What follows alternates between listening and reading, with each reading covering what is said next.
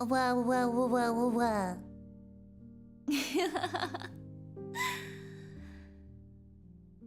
Salvete, amori. Hello. Hello.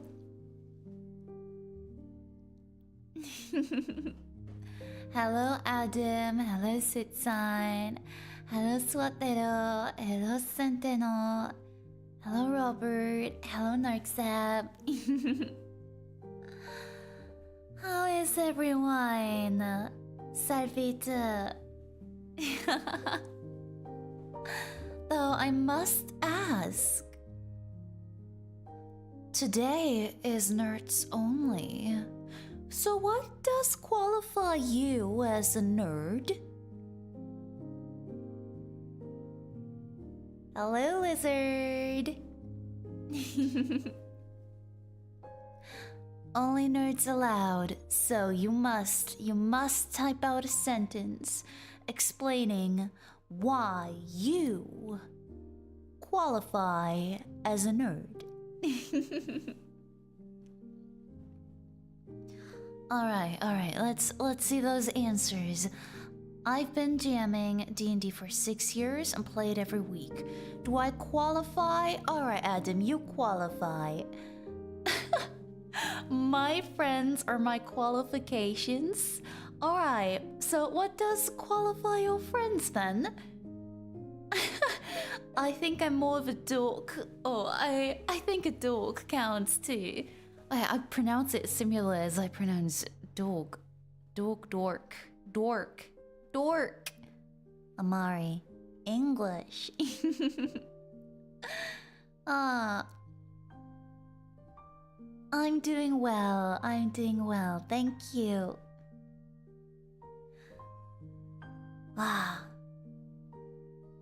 What other nerd qualifications do we have? I'm a nerd on certain topics, such as Monster Hunter or Pokemon.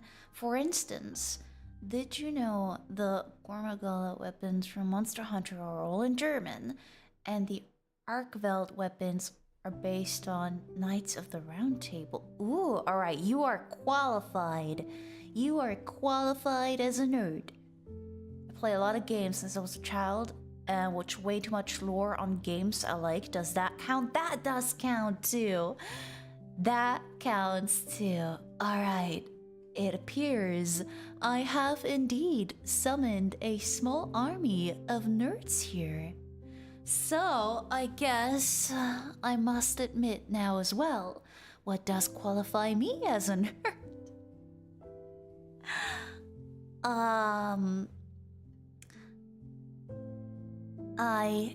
I know a little bit of Latin. Salve Magister, moriturite salutant.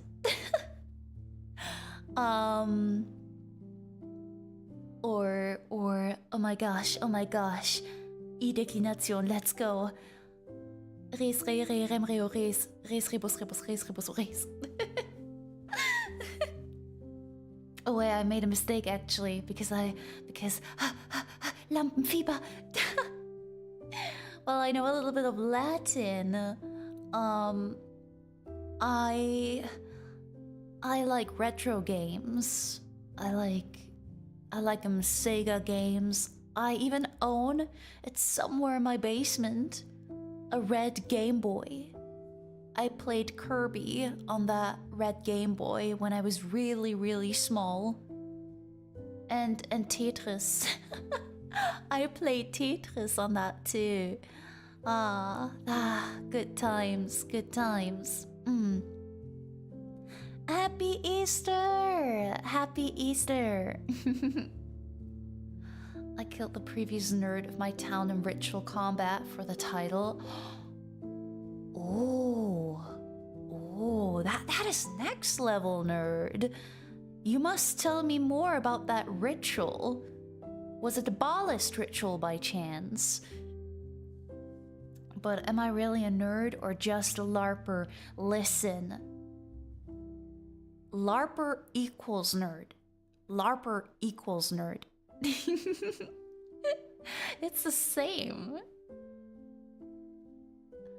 I still have never played a Kirby game. We must change that. I recently felt my silver Game Boy. Alright, you are definitely qualified. I hit the character limit. No, didn't even finish one person, but I have more computers in my apartment than flowers. You are qualified as well. Pokemon Center, shiny starter. Look at all nerds here. Look at all nerds here. Gasp.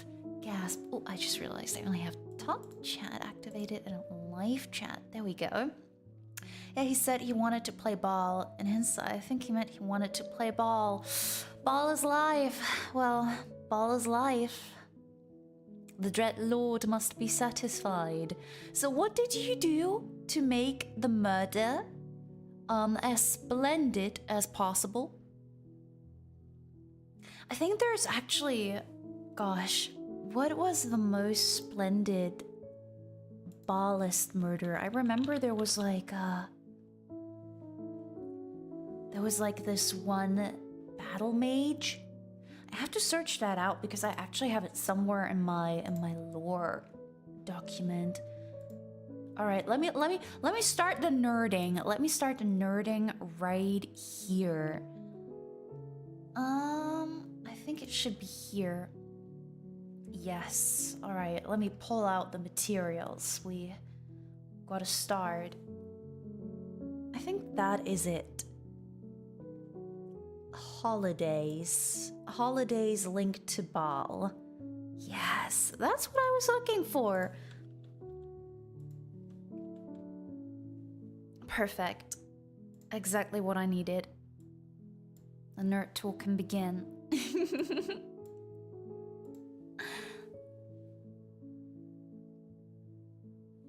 So, who of you is familiar with ball? Who knows who ball is? Yes, right? We need to change that. Kirby is a must.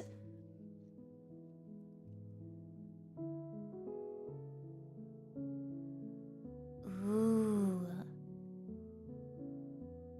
I think you just have a lore document immediately qualifies you as a nerd. What's that supposed to mean, Adam? What's that supposed to mean? I don't just have one lore document. I, in fact, have a whole collection of lore documents. I am a dungeon master. I have 2 sweet D&D tables that I take care of on a weekly basis. Of course, I have lore documents. Excuse me, I gotta teach them the ways of the Forgotten Realms. Ball is a good fellow. Now, that depends. That depends, you know? But, yeah, sure. I played Diablo 2, Lord of Destruction, Baal the Ancient God. I do know, I'm even fighting the Baldur's Gate 3 Murder Tribunal right now. Oh, wow, alright, seems like we chose the perfect topic then. I threw a necklace of fireballs and closed the door. Oh gosh, Lizard. Gura and Salvete, hello! Hello, Ikisawa-sensei. Actually, in D&D, I'm carrying one of those around in my person, waiting for the right chance to use it. A DM constantly targets me with charm spells. I know what he's trying to do. He's trying to make you throw like a bead of fireball to your comrades. Gosh, that is vile. That is so vile. But you know, I am that kind of DM. I tend to give my players too many magical items because my players are really attached to their characters, so I don't want to kill them off, but at the same time, listen, my descent into Avernus group, they consist of a bard multiclassed into artificer, a warlock, and a rogue. They don't have a healer, they don't have a tank, and they are currently in the Nine Hells, in Avernus. And they had the option to adopt a cleric NPC. But you know what they adopted instead? An intellect devourer.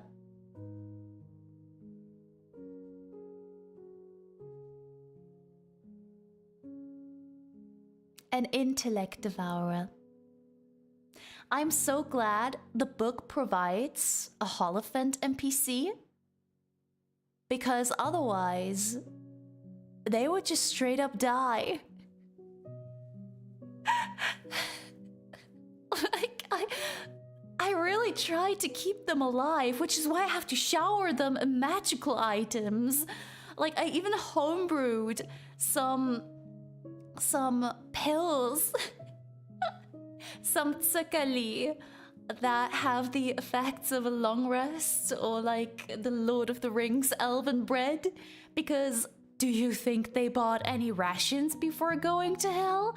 I even make sure to give them a portable hole so they would have a space where they could store the rations safely. I gave them not just one, but 2 portable holes for free. Although, mind you, one of the portable holes can only be used for Dudens, because it's a homebrew portable hole, and Dudens only, I'm afraid. Or German dictionaries. But they still have a free portable hole, and it's even bigger than the regular portable holes. Do you think they use that for rations? No, they are suicidal. They are suicidal. And attached to their characters. How am I supposed to help them? Goodness.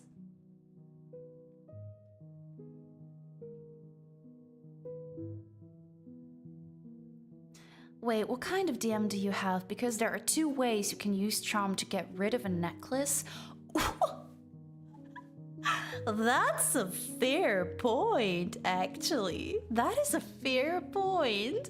Just got home from football stadium. Time to relax with Amari and Amori. Let's go! And I would say that fact alone qualifies you as a nerd as well. So, welcome to Nerd Zone. Also, please forgive me if I make grumpy expressions. Really, I am smiling. I'm happy. It's the tracking. It's the webcam. I don't know what it is, but something just makes me look grumpy. It must be the German blood in my veins. On my first campaign, I gave my players so many fun magic items. They were so OP, it was pain. My new campaign, I'm trying to keep it under control, but it's hard. It is hard. It is so hard because there's so many fun magical items. But at the same time, you know, I actually did like a little bit of a strength test not too long ago with my players, where I almost TPK'd them. Because I was convinced that I gave them enough magical items so they could handle it. Turned out I was wrong and almost TPK'd them. Well, what was I supposed to expect? They have no tank. They have no healer. A plant, oh, same thing. Choose a brain over a cleric is certainly a choice. It certainly is. Originally, I was like, just so you know, this intellect devourer won't fight. But they are performing so pathetically sometimes in combat that out of mercy, I do have the intellect devourer participate in the combat now. New pet. They even commissioned fan art of that intellect devourer. They got like chibi intellect devourer stickers now and everything. I love them. They're so cute. That almost sounds like they want their characters to die, right? But no, they just want their characters to suffer. You know?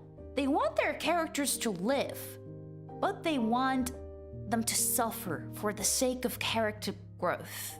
You know, it's kind of like, they're like, Amari, please torture our characters. You have our consent. It's consensual torture. And I'm like, okay, I mean, I can do that.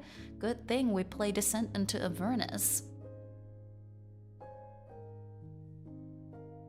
think you players on dump with 200 IQ and have already figured you out. Fair point, fair point. Players trying to unalive themselves and go murder hobo. That sounds about right, right? But hey, for what it's worth, they keep adopting the most intriguing individuals.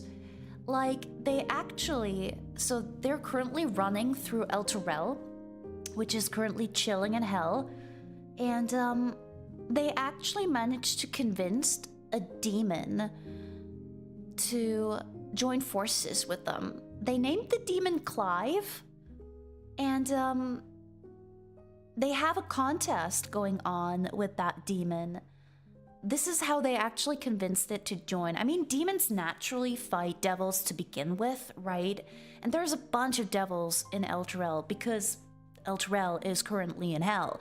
So naturally, the demon can just follow its natural desire of killing devils, I guess. But at the same time, they were like, oh, we could have an imp eating contest. So the winner will be the person, or like the individual, who eats more imps. And what should I say? They rolled a really good persuasion check, and they might not have a healer or a tank, but they have a brain and a demon. I feel like my grumpy expression fits oddly well today.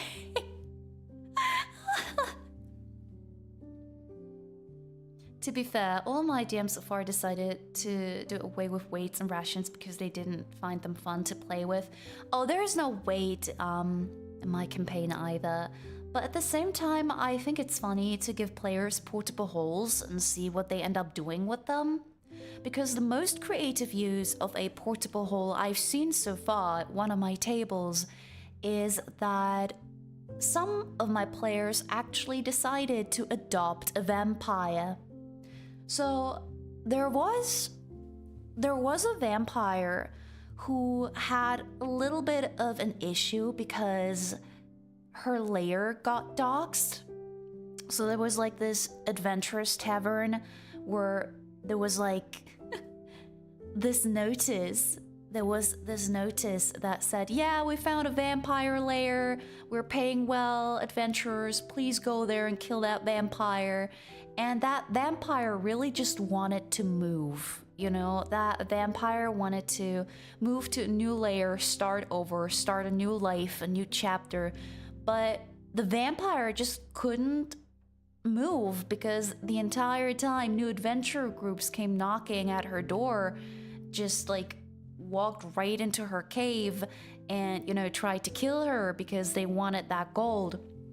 So my players were a bit creative and were like, hey, we can actually help you move.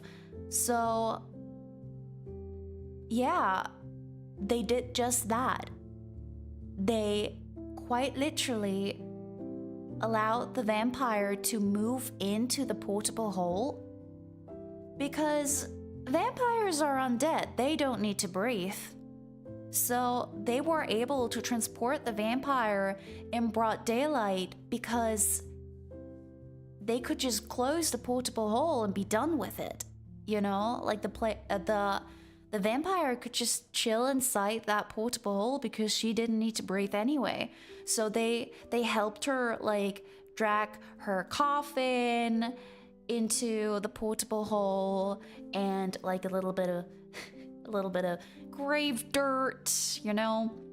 And yeah, they just helped the vampire move. So I just love giving portables to my players and see what they end up doing with them. I think vampires should look a little bit on I hunger for blood grumpy side. Oh, I mean, they certainly are like that too. Admittedly, they also didn't question it when the vampire had like crates of potion bottles filled with blood. It was a vampire who wanted to be a bit of a Edward Cullen because she was only drinking animal blood So they were a tad bit lucky in that regard. But still, it was just like the vampire moved in, like her coffin, her grave dirt, crates of animal blood, wardrobe full of clothes, and was just like living her best life in the portable hole apartment. Clive, I love that, right? I rolls to seduce the archdemon. Oh goodness gracious! If it comes to that, I will have to reconsider my life choices. But honestly, I see them try to do that because one of the players actually tried to rizz up a Nartzagon. So, archdemon and archdevil, that's probably next. They will probably just flirt with Zariel too. Oh gosh, and I have to prepare for that somehow.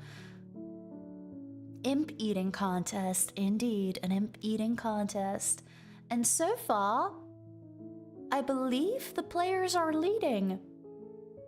And yes, one of them actually ate an imp. Isn't it nice to be a dungeon master? You joke, but I was in a game where Bart did roll an at 20 to seduce the bad guy and the DM allowed it. Instead of a boss fight, they had a wedding. Okay, you need to tell me more about that. That sounds incredible. I must admit, I'm both a dungeon master and a player. And while I have not seduced the big bad evil guy yet, it is on my to-do list to do that one day. I have like a bucket list of crazy things I want to do, including but not limited to, and that's inspired by the Mummy movie because I just think it's ridiculous. Imagine like a BBEG spellcaster, you know, and you're just like, oh, I'm gonna French kiss that BBEG so that the BBEG can no longer cast spells because, you know, somatic components. Oh, not somatic, verbal, like voice. You cannot cast spells if you can't talk, or at least most of them. It's on my bucket list, but it's kind of like a nasty thing to do. Like, it's funny, but it's also, you know, a bit crazy. And I tend to play good aligned characters. So, and like nice characters. I couldn't imagine doing something crazy like that. But who knows, maybe I find myself in a murder hobo party someday and it just inspires me somehow. And then I just end up doing it regardless. Oh, goodness. A vampire wants to move and strangers walk into her lair uninvited. Amari, are you subtly asking for help? Finally, someone acknowledges my call. Thank you. Please, you must free me out of Idi's basement. Please, you must come over here with your portable hole and rescue me. I'm a damsel. I'm damseling. I'm a damsel in distress. Being a GM sounds stressful. Oh, trust. I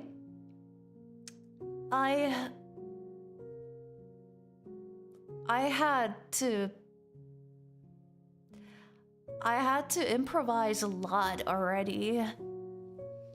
Like, for example, when my players arrived in Candlekeep, they were just supposed to talk to a sage there who would help them solve an infernal puzzle box riddle and take them to hell. You know, casual thing to do. And I was like, well, this is your last evening on the surface world, like the regular material plane. Is there anything you'd like to do? Like, how would you like to spend your last evening, I guess? The rogue tried to break in to the book vault of Candlekeep. Not to steal a book, just because they wanted to go to the book vault and flip a page of a book inside the glass cabinet. I was not prepared for that, but Theater of the Mind and Silent Hill siren sound effect, and we were ready to go. Well, the wedding was fun. The bad guy demanded tribute, and all the players were trying to outdo each other to win the favor at the wedding. That sounds amazing! Oh my gosh! Feel free to share more details. I want to know what kind of tributes.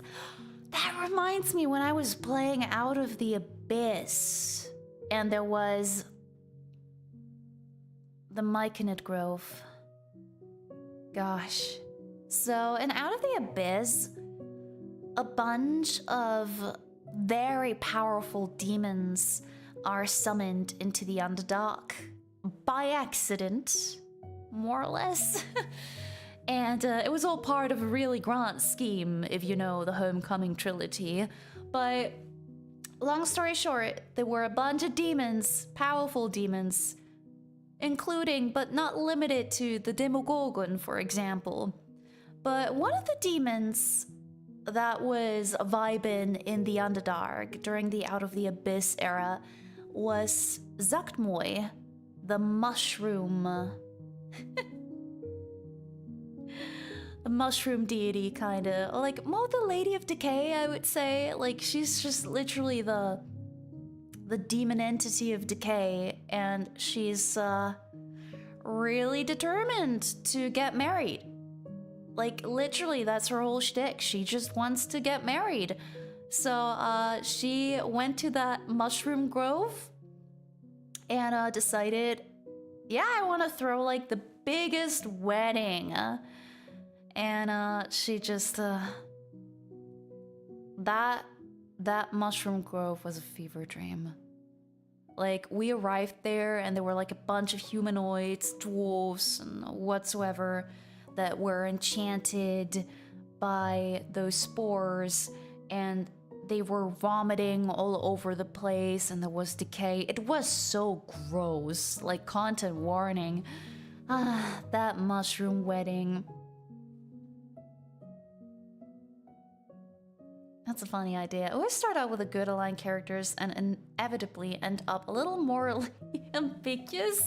I mean, I hear you. I hear you. I'm currently playing a good aligned cleric.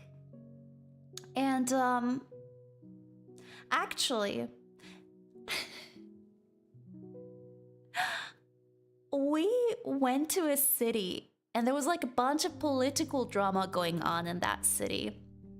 And there was a Mascaran, a rogue who follows Mask, and him and his people, like he was like a BBG guy, they were wrongly framed for some stuff that was going on in town. So there was kind of like a witch hunt on those Mascarans. And that Mascaran champion had a little bit of anger issues. So that guy traded a really powerful magic item against several barrels of rune powder and was like, the city is mean to us, so I will just blow up the city. And I figured, well, that is stupid. So I organized a meetup with that Mascaran rogue, and that Mascaran rogue was all edgy to my character. Was like, you know, it's almost like you're asking to get killed. Like, it would be so easy to stab you right here and then, like trying to be super evil and menacing. And I'd just be like, dude, isn't like your whole shtick, like, listen, I've only been to town for like 3 days, but from what I've learned, you're actually trying to help the city. And now you want to blow up everyone, including the innocents that you attempted to help previously? And,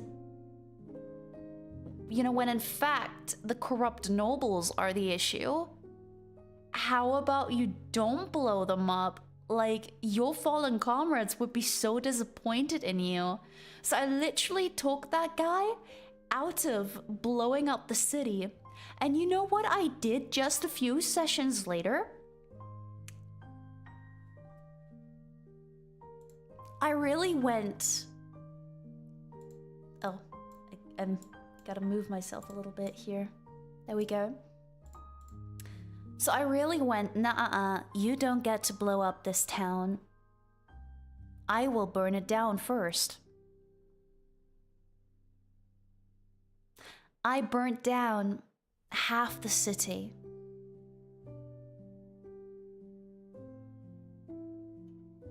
Arson. It was for a good cause. I only burnt down the noble district, and those people were corrupt to begin with. No innocents were injured. I was totally being morally gray. Chaotic good. Chaotic good.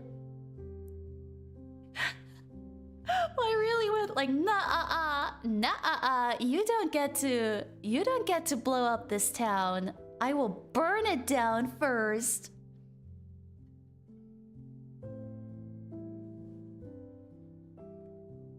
I've only played D&D via Baldur's Gate 3, but I've done both good and evil runs. Ooh, I know that many people actually got into D&D through Baldur's Gate 3 as well. So, it's not unusual that the journey starts with Baldur's Gate 3. And eventually you just jump into the D&D rabbit hole. I was playing D&D before Baldur's Gate 3 already, but Baldur's Gate 3 definitely increased the hype. Oh, I just noticed some of my texts are getting deleted. Oh no, I'm so sorry. It might be because I have auto mod on to a certain extent.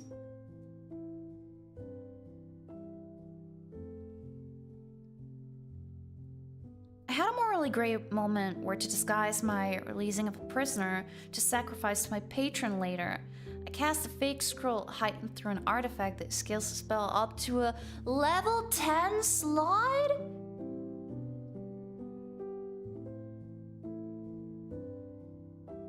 I need details. But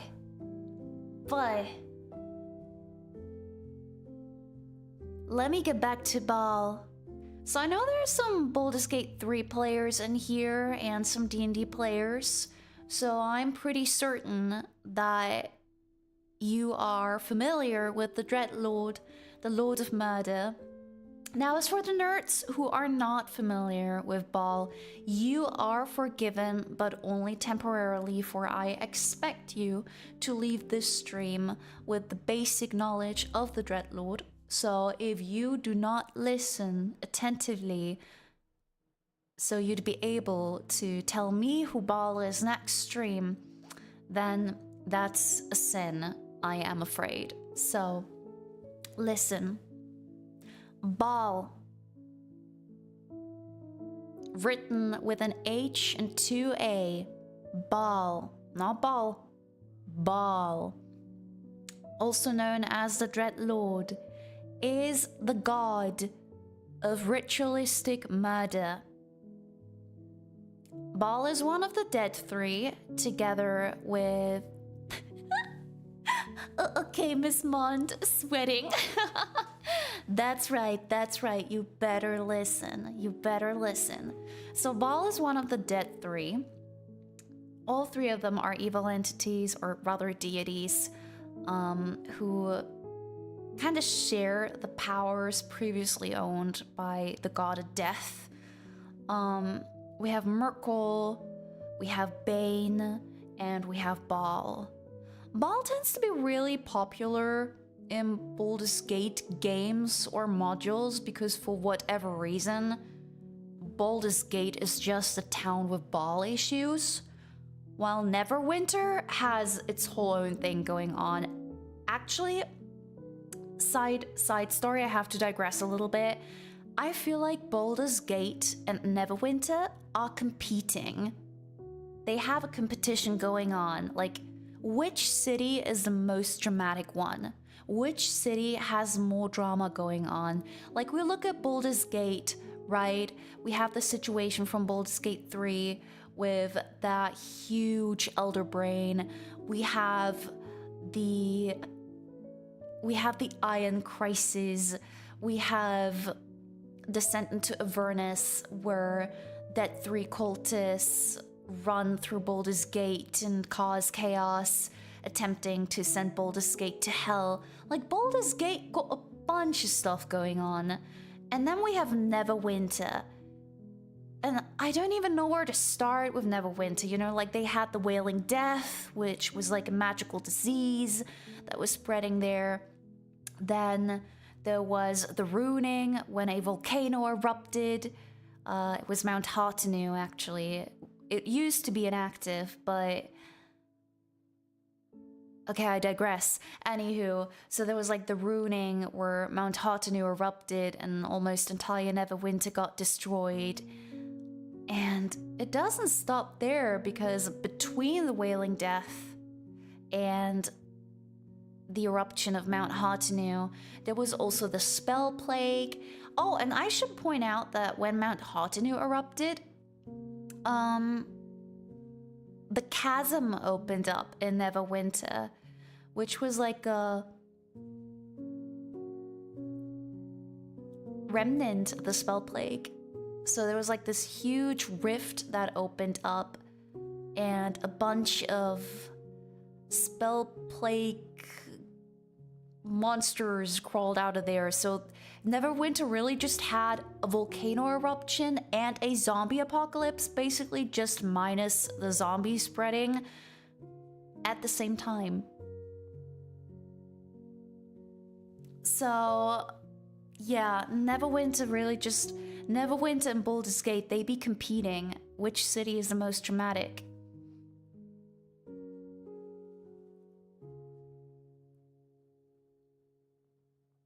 I was interested in D&D before Baldur's Gate 3, though I didn't find a group. I probably start looking for one again. Yeah, it's really hard. It's really hard to find a group that's consistent, I would say. I feel like scheduling definitely is the BBEG of D&D. And it's really, really hard to find tables, especially free tables, where you play consistently. And where the campaign doesn't end like 10 sessions in because too many people can't make it often enough, or because of scheduling issues. Like, it also took a long, long time until I finally managed to get into some consistent tables.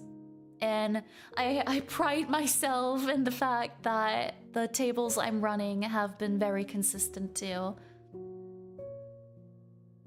But yeah, it is hard to find a group, definitely, I agree. I said 2 things.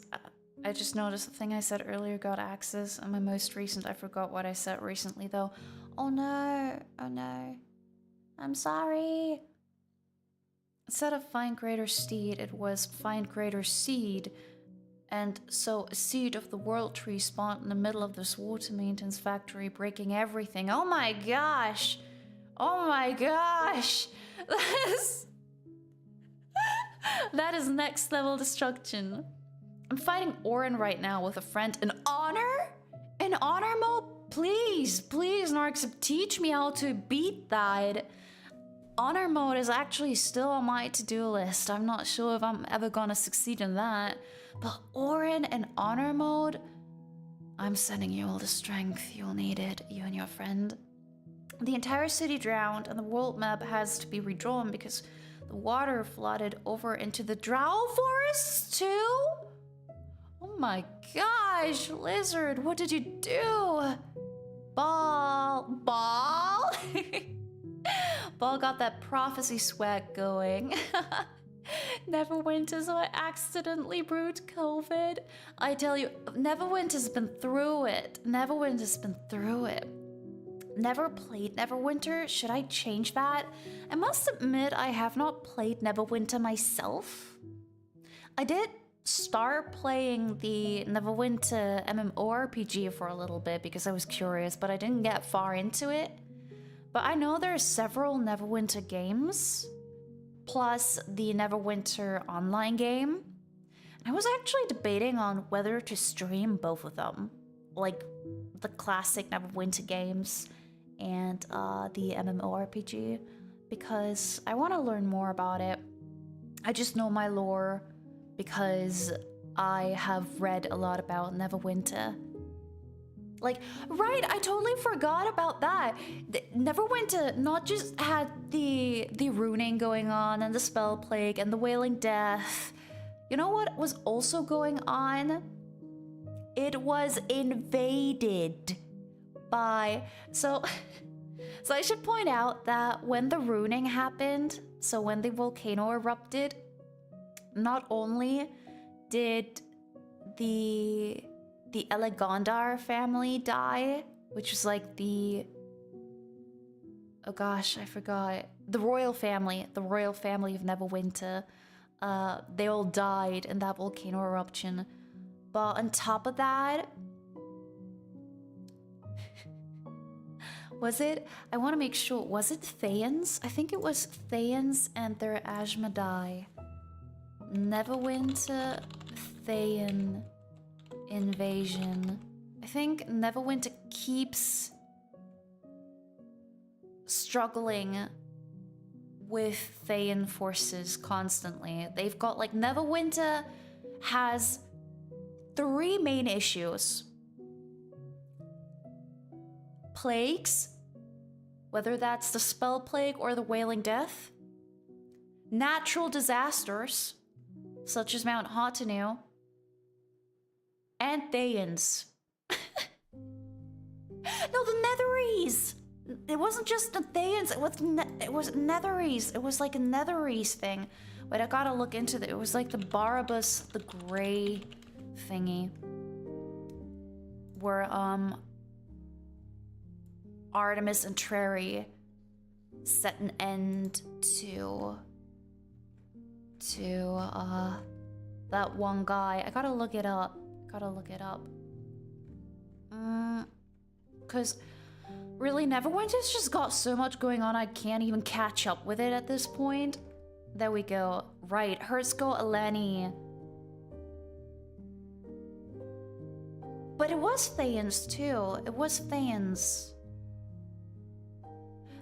Right, Herzko Eleni was a Netherese lord.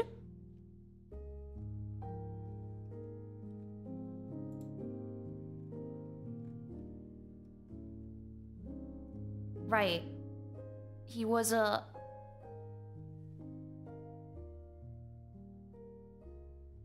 from Netheril and in charge of the Netherese search for Xylanal in the Neverwinter Wood.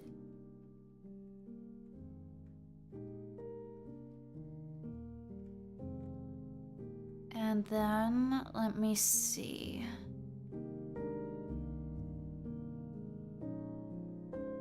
Currently looking it up.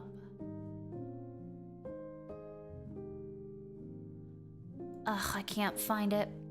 Neverwinter history. History of Neverwinter, thank you. There we go. Now we get into the drama. Now we get into the lore talk.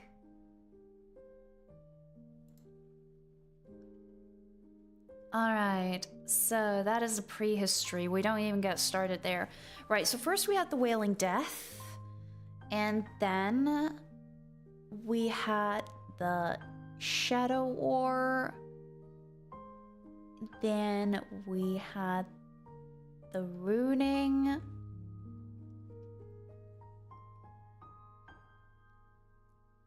And yes, it was kind of connected to a Red Wizard plot. I was right. Well, flip my flapjacks. Oh, that was a jump scare. It was a jump scare. I was just like, I hurt myself saying, well, I'll flip my flapjacks. Oh my gosh. Centeno, seems YouTube chat is dead for me. Sorry, can't send messages. Oh no! I'm so sorry to hear that. Thank you for the tips and though, but oh my gosh, were you like... I'm currently checking, you're not blocked though. Oh no. Everyone had an issue? Oh, I'm sorry. I'm sorry to hear that. I was yapping so much I didn't notice. Is it working again? Hey, it's live. I think everyone had an issue. Test. It was a test. Oh. You're so sweet. Aww. I'm gonna finish my yap real quick, and I was gonna scroll up and catch up with everything that was said because I wanna pay my respect to the nerd talks here. But yeah, so I was right. It was a Thayan invasion. Thayans and their Asmodee allies attacked Neverwinter because they wanted to fuel a dread ring, as always. Like, that happened twice too, didn't it? We just have to look at the D&D movie. So yeah, I don't know. Neverwinter really has just got its drama going on there. So Neverwinter is just like Thayans, natural disasters, diseases, and then we have Baldur's Gate, and Baldur's Gate is just Baal. And honestly, Baal is already causing crisis enough, quite literally. Like, the Baal spawn crisis is good enough of an example. But let me scroll up real quick. Let me scroll up. My friend invited me to do my first D&D session, but it's gonna be online. Ooh, is it gonna be homebrew? Or is it gonna be an actual like adventure like Curse of Strahd or Descent into Avernus or a one-shot? Cause that reminds me, it's been forever since I played in person D&D. I really miss it because all my games are actually online too. Getting a full group is difficult. My longest campaign lasted 3 years, and I was happy my players managed to keep coming for the whole time. Oh, that's worth so much. 3 years. Let's go. I'm glad you were able to get a consistent table there, Adam. For one of my groups, we're about to hit our 1 year anniversary. We started playing 1 year ago. And the campaign I play in, we've been playing for 2 years now. And before that, I played a full Out of the Abyss campaign. And there I was a player, and now most of the people that I was playing with in that Out of the Abyss campaign are now playing Descent into Avernus at my table. So we're taking turns, kind of. Although I must say, I have a feeling that I will end up as a forever GM at some point. It's okay. It's okay, I like GMing. But I also like playing occasionally, you know. I'm glad I get to do both right now. I actually also got to play Daggerheart with ID some time ago. That was super fun too. Like, we tested out Daggerheart together. I really hope I get to GM for ID one day. Because I so want to homebrew a monster, like a mech monster. A mecha. Based on the Deutsche Bahn, you know, like a construct, sentient Deutsche Bahn construction as a BBEG. I think that would be wonderful. Like a mad artificer. I already started working on the stat block. Sober group, finding a sober group. Gosh. Yeah, that can be a challenge too. Wait, you've never beat honor mode, Amari? No, I have not beat honor mode. I'm not smart enough. I'm not smart enough, I'm afraid. I'm not that good when it comes to builds. My strength is in storytelling. I like combat. Don't get me wrong, I really do. But I'm definitely better at RP and storytelling than at like the super detailed crazy combat rules. So when it comes to like these super complex god tier builds, I'm not as educated on it. I do have my good old Gloomstalker Assassin Ranger build, but that's like the most complex I can do in Baldur's Gate 3, and I feel like when it comes to honor mode, you really have to be smart about your moves, and I'm not that smart. So I really have to beat it one day. Maybe you guys can guide me through it. What do you say? Do you want to try to guide me through honor mode? It's the first time we play Baldur's Gate 3 together too, so it's really chaotic and fun. And you go for honor mode straight? I played Baldur's Gate 3 with a friend not too long ago, and I was just vibing in the Druid Grove. You know, I was just chilling there, and she took the idol, and we were playing on Tactician, and our resources were quite exhausted. And we didn't save in a while before that happened. So we had to somehow survive that fight, and we had to like restart 3 or 4 times. Like, I had like this one save that like at some point I was like, you gotta save, you gotta save, you gotta save. And then she saved, and we needed to reload a couple of times because yeah, things were just not working out, and so she's not too experienced when it comes to D&D, and I really had to activate my GM brain to try to get out of this. It was so bad. Like, I used all the resources we had. It was crazy. Gosh.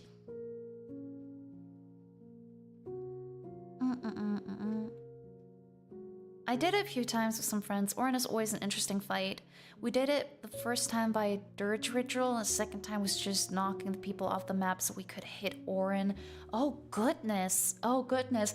All right, now I really want to humbly ask you guys to guide me through honor mode. Stream what you want to stream, you stream, and we will show up. Ah! Sorry again for the chat trouble. YouTube deleting stuff. I had to resent my last message twice. I'm so sorry about that. Oh no. Neverwinter is just full of bad stuff, because bad stuff, it would drive a plot, right?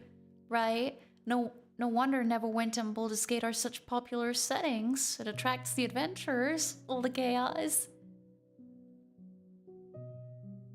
The answer is homebrew. Ooh, let's go. Also, hello Hunter! Welcome! Got to your builds? Just use fire wine barrels.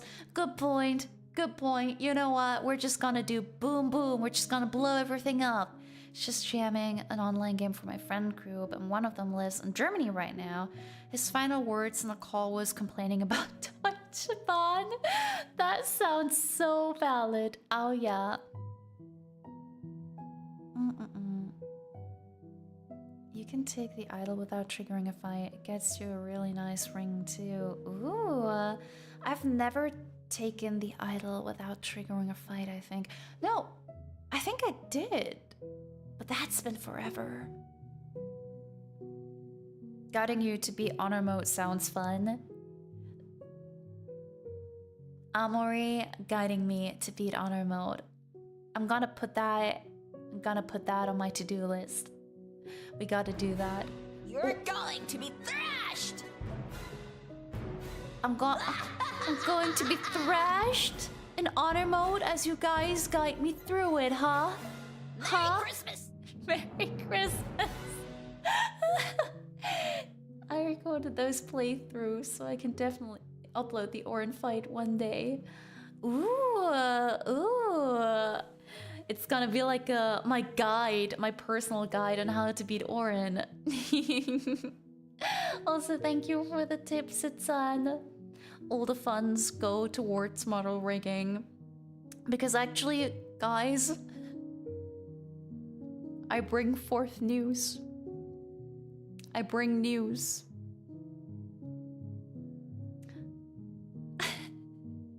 You know, when I was like, I'm pretty sure my goal covers both the rigging and the art. Yeah, no, this is no longer the case. I do now know how much the rigging is.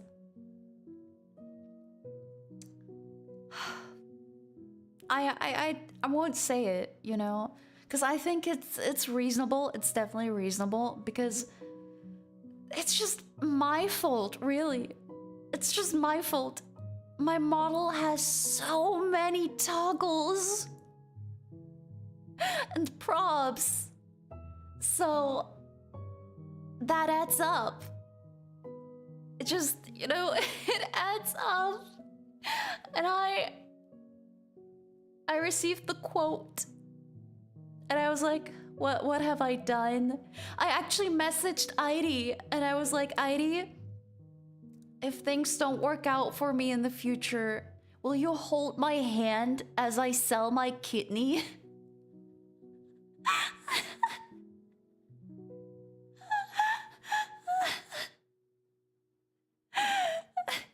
Please hold my hand while I sell my kidney.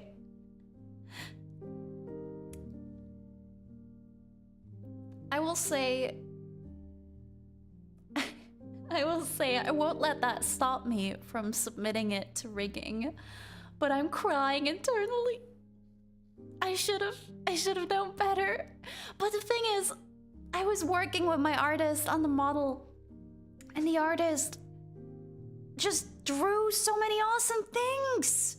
Like, also came up with some own ideas, and I loved it all. So originally I didn't even want a coffin. I didn't ask for a coffin. I just wanted a coffin to be included in my background, but then the artist just, I don't know whether it was a misunderstanding or whether the artist was just having a good time, but the artist also drew like a full coffin toggle. And I was like, wow, that's amazing. Thank you, I love it. I have my own coffin design. But naturally, like, naturally, the artist just drew so many awesome additional toggles that I was like, well, I gotta submit them now. So I've got like 3 arm toggles, and the coffin, and the wings need animation, and the outfit toggles. And it just adds up. It just adds up. I saw the quote and there was like this invisible tear running down my cheek. So, yeah. I'm afraid my debut funds goal does no longer reflect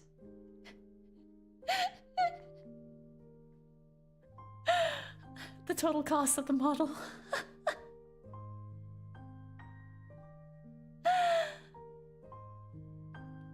I'm kind of curious to know how much it is. I will say that much, that rigging is more than... Do I really say that? I will, because I want to be transparent with you guys. Because after all, you are also helping me to reach that goal. And you have been so kind to help me fund so much already. So I do want to be transparent. Also, I'm so sorry. I just noticed the model looks so grumpy. Like, I look so grumpy. Please know this is really just poor tracking. It's not because I'm actually mad. But yeah, I want to be transparent with you guys because after all, you're helping me out so much. But I will say it was more rigging. Rigging alone will be more than 3,000.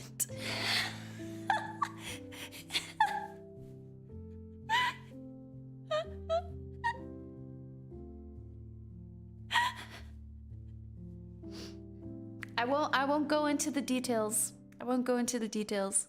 Rigging alone will be more than 3,000 USD. Can put a fake smile over your model face. Good point. I should just I will do that. I should get like a smile emoji and put it over my face.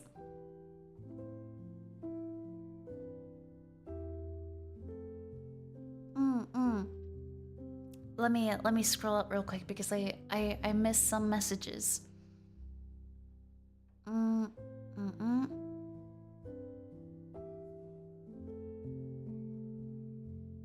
No, Amari's selling her kidney. It's okay. I don't drink alcohol to begin with, you know? So, it's fine. I don't need it.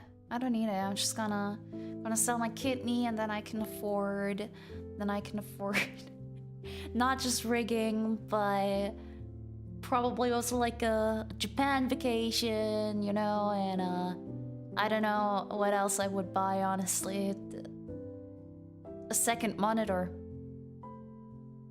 And an iPhone for better tracking. The more I think about it, the more tempting it gets, actually.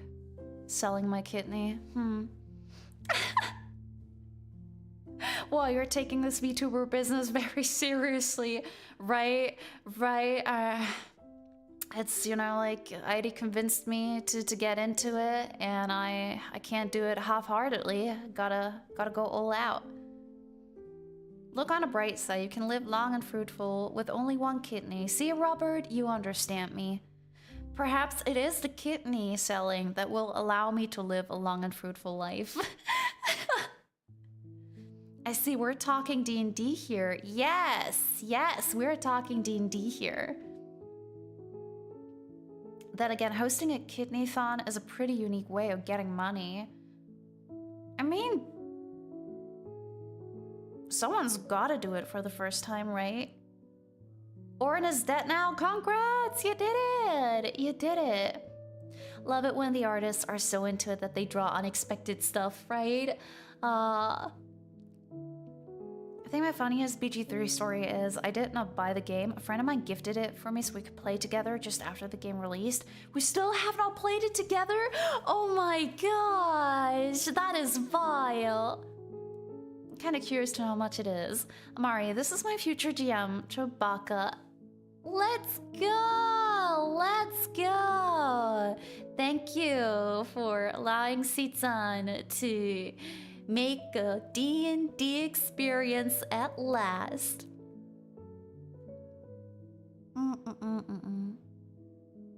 Wait, so I was technically right when I didn't understand rigging is gonna be 3K? Yep. More than that, but not that much more. Not that much more, but more than that. It just adds up, you know? It's a full body with a lot of toggles. So naturally it's gonna add up.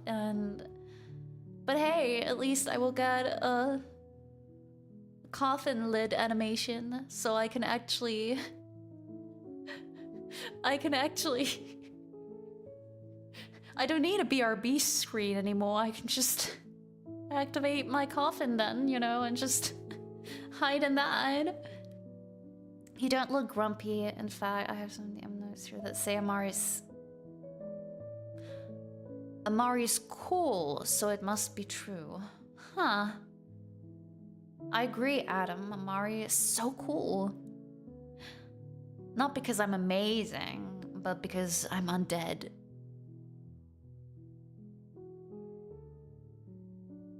Oh my gosh, that was so dry.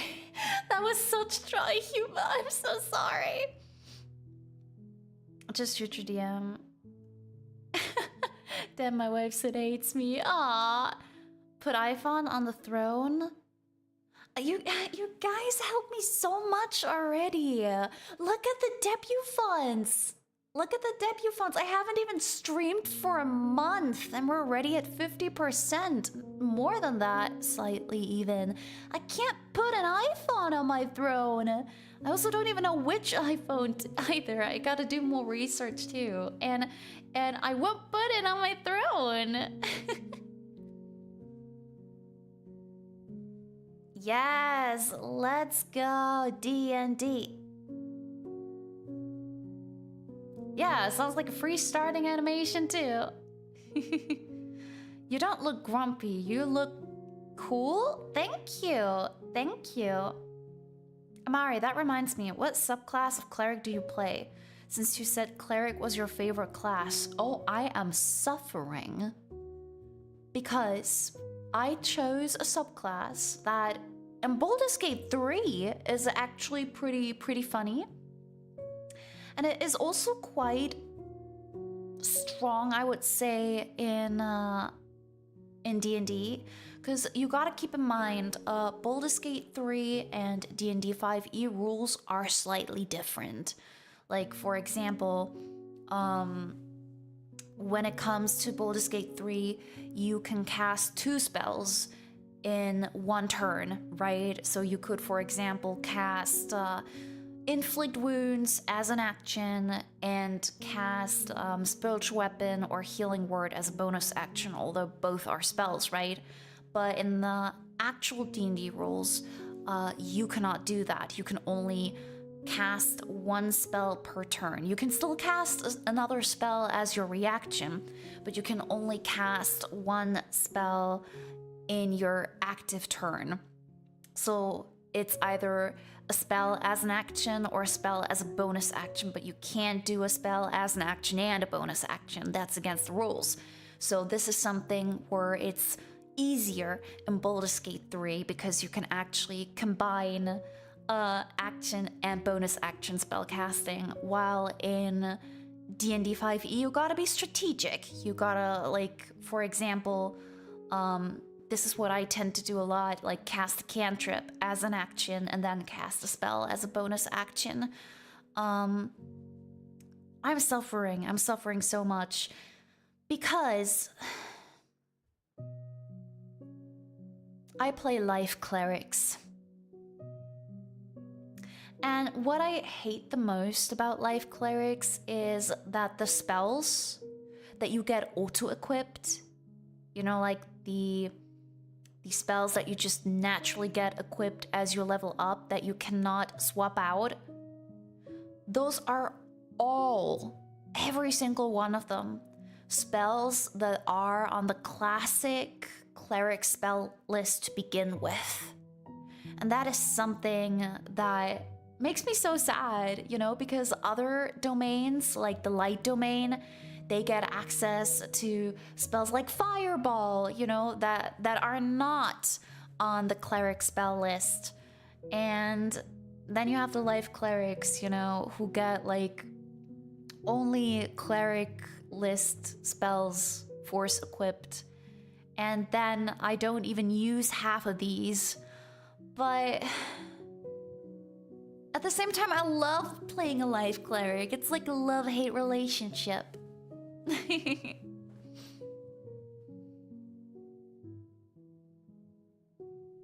But I really hope I get to try a light cleric one day. Some say Amari's coffin is equipped with mobile internet and that the whole movie Narnia was filmed inside of it. How did you know? How did you know? Actually, yes, my coffin is an extra-dimensional space. You know, it's like a portable hole. I played so much BG3, I forgot some of the D&D 5e rules, like being able to try and hit things with Sanctuary on. Yeah, it gets really confusing. Honestly, most of my DMs have ignored that rule entirely for rule of cool purposes. Oh, I'm jealous. I'm jealous. I must admit that sometimes, so I'm more of a rule of cool person as well. And I even have like the the giggles rule that when my enemies, like when we do combat and my enemies roll a nat 1 and there is a reason as to why they could possibly injure one of the other enemies, I tend to do that. Like, for example, let's take a gnoll band and those gnolls are all like shooting arrows at my group, or bandits, you know, they all have crossbows. And when one of my bandits rolls a nat 1, I just like to flavor it and be like, yeah, the bandit tries to shoot you, but shoots the kneecap of his comrade instead. I just think it's so funny. It's a fun little thing. Like, oh no, I rolled a nat 1. Well, seems like the arrow misses. Or like, for example, when they are in melee range too. I had like two cultists were surrounding one of my players, and one of the cultists cast a spell and had a nat 1. So I decided to just have some fun there too, you know. And no, it was not a spell, an attack. Rolled an attack and missed my player with a nat 1. So I was just like, yep, he smacks his comrade instead. But yeah, when it comes to like the whole spell casting stuff, I try to stick to rules as written, but some of my players keep forgetting it, and then I don't have the heart to I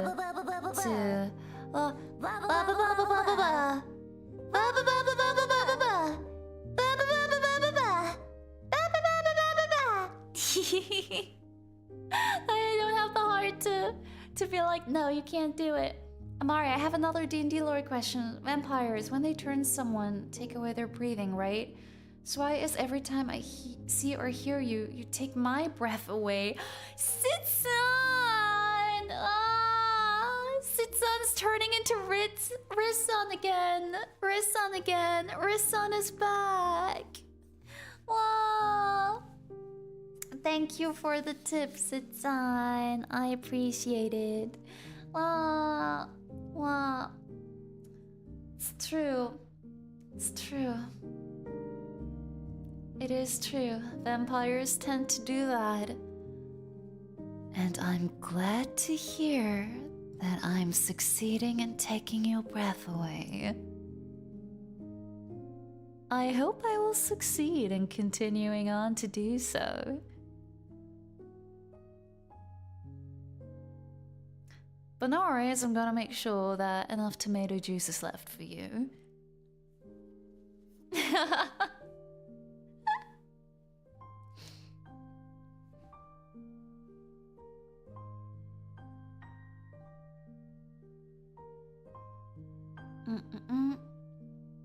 I thought you could cast a slotted spell and a cantrip.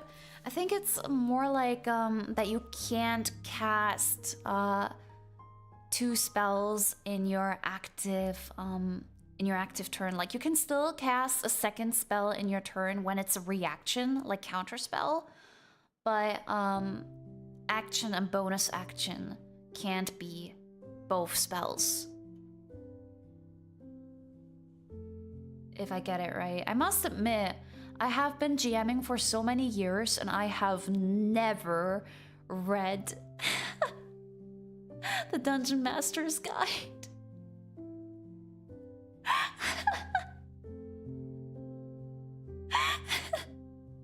Oh, back then we still played on Roll20 and I just wrote I wrote myself a little Google Doc with all the fundamental rules, and then I just learned from playing myself. By now, I do have the Dungeon Master's Guide, though only digitally. But I still haven't read it. It's just learning by doing. So I am wrong sometimes. Again, my strength definitely lies in storytelling. I love to talk to people with their backstory. On the other hand, the last boss of our previous campaign had 1,725 HP in his first phase! Rule of cool hits both ways. That's true, but dang, that's a lot of HP. That's a lot of HP. Also, I'm a little behind, had to pause to get dinner. You're all good, I'm also always behind in reading chat. Because I'm a professional yapper.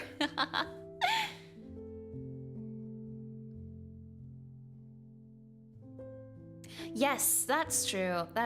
Like action search, or also there's other ways definitely that allow you to do multiple things.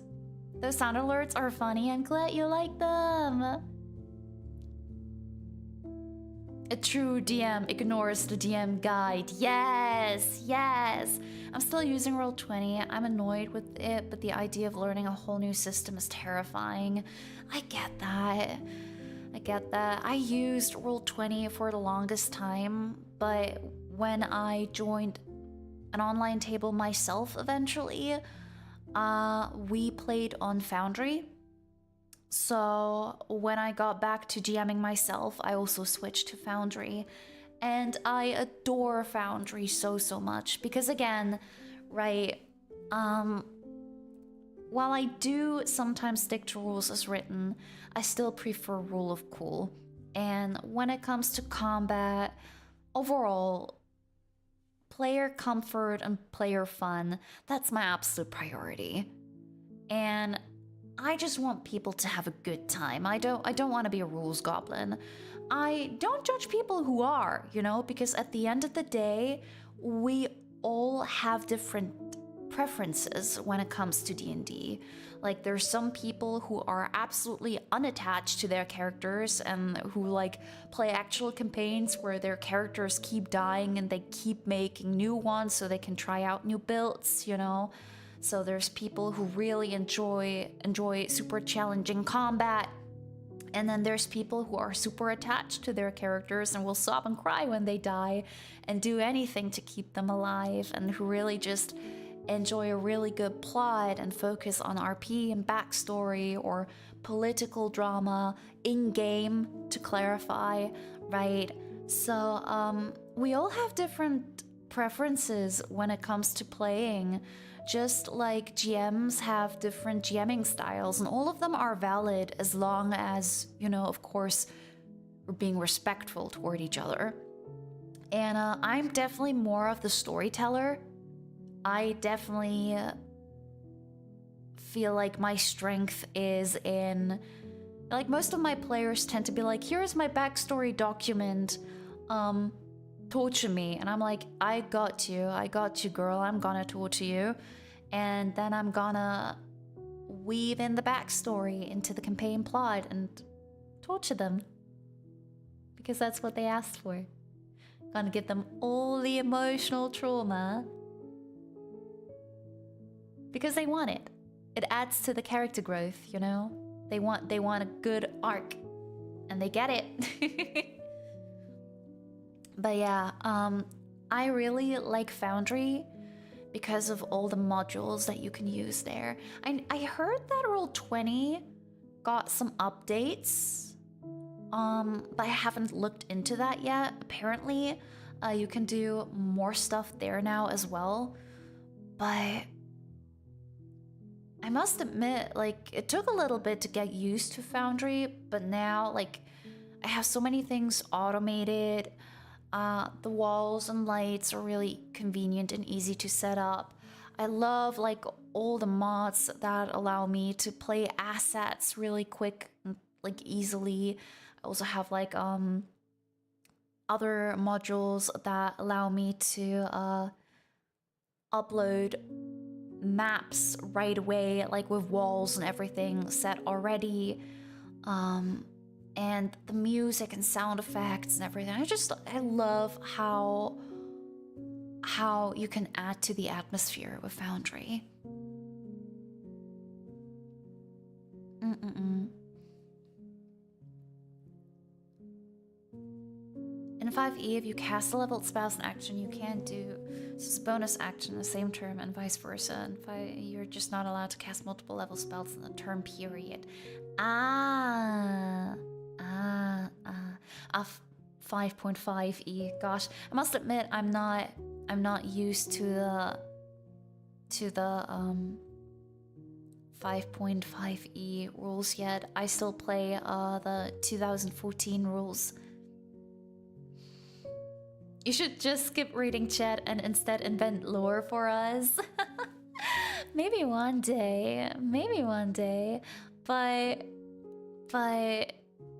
I will definitely continue yapping about existing lore because I'm a huge Forgotten Realms freak. So I thought she did have lore for us, but was waiting for her debut. That much is true as well. I do have lore too. Well, if you mean like Amari lore is there. There's a lot of it. But I also have actually D&D homebrew settings too.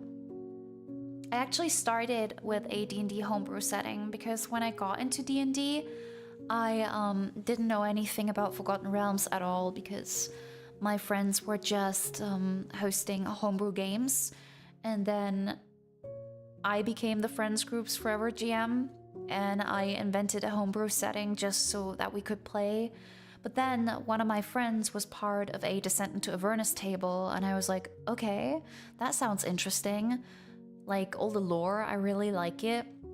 And I started discovering more and more Forgotten Realms media, and eventually I started playing Forgotten Realms campaigns myself.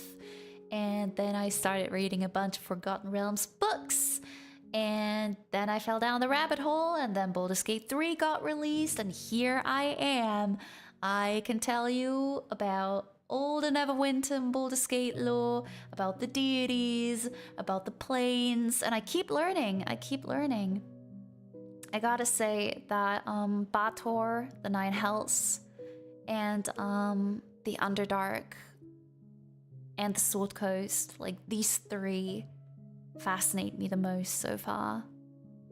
Though, gosh, there's so many cool places. I also think the Abyss is kind of interesting, and I mean, given Drow tend to kind of end up in trouble with abyssal creatures all the time, or cooperating with abyssal creatures all the time, and considering that the Abyss and Bator are in constant war against each other, it's kind of unavoidable that you kind of also learn about the Abyss at the same time.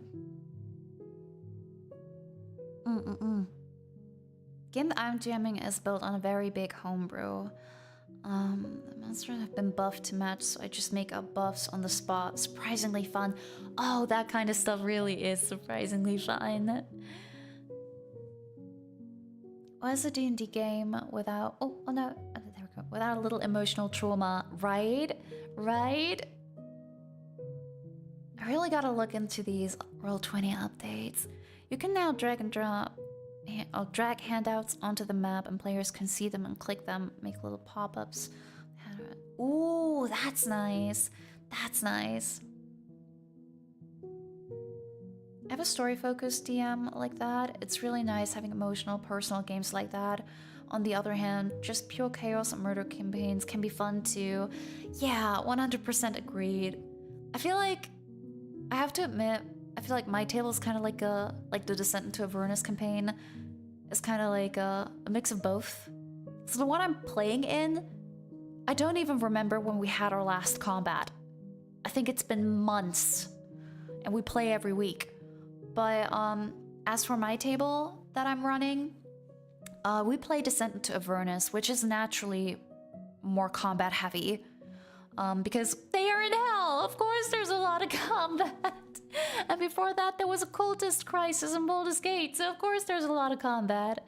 So we definitely have a mixture of like a really story-focused game, because I really homebrewed a lot of the plot lines to go hand in hand with the player backstories. But at the same time, they are pure chaos and murder. Because let me tell you what they did to the cultists, actually. So they found the cultist hideout in Baldur's Gate, and they walked straight up to the cultists and were like, "We are door inspectors. We are here to make sure that everything is in order with..." Oh gosh, English. "We are here to make sure that everything is in order with your doors. We are door inspectors." That was so morbid. And I was like, a roll persuasion, I guess, with disadvantage. They rolled high. They rolled really well and really high. And I don't know how they did that, but they actually convinced the dead 3 cultists that they were professional door inspectors and that they came down there to their sewer hideout to make sure that all the doors were well, including the hidden doors. And then they were like, "Yeah, so we also got to do a little test, you know, in case a fire breaks out one day. We gotta like test a little bit, you know, because of the smoke and everything. You're like making sure that the doors work, blah blah blah. And they actually managed to convince all the cultists to go to their bed chambers. Like they had like this one room with all the beds. And they lit up a fireplace kinda. So the room wasn't burning, there was just like this huge fire. Like a bonfire kinda. And one of the players, the rogue, actually made sure to cover anything where air could come through while the others were distracting the cultists. And the rogue rolled really good in stealth. Rogue managed to be quite stealthy, so the rogue wasn't noticed. So, yeah, they did that. And then they locked the cultists in that room. We're like, yeah, we're gonna come back and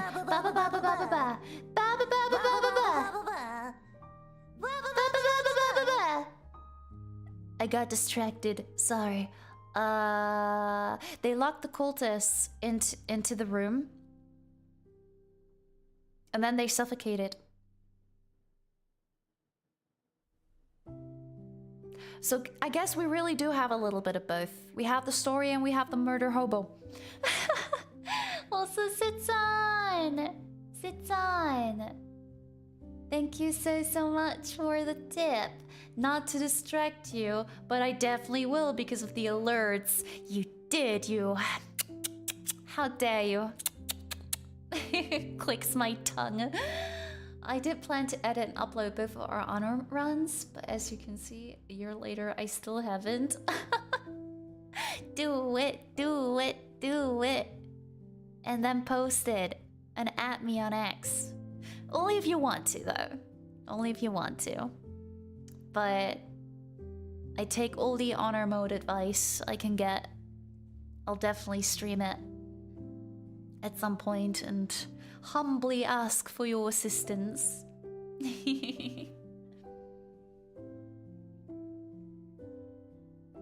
Oh yeah, I didn't move to 2024 rules either. 2014 ain't broke, so I'm not fixing it. 5E's, it's something alright. Yeah, it depends. Like, I did do some builds, like some cleric builds with it. There are advantages and disadvantages. Like, some things are good, some things are not so good.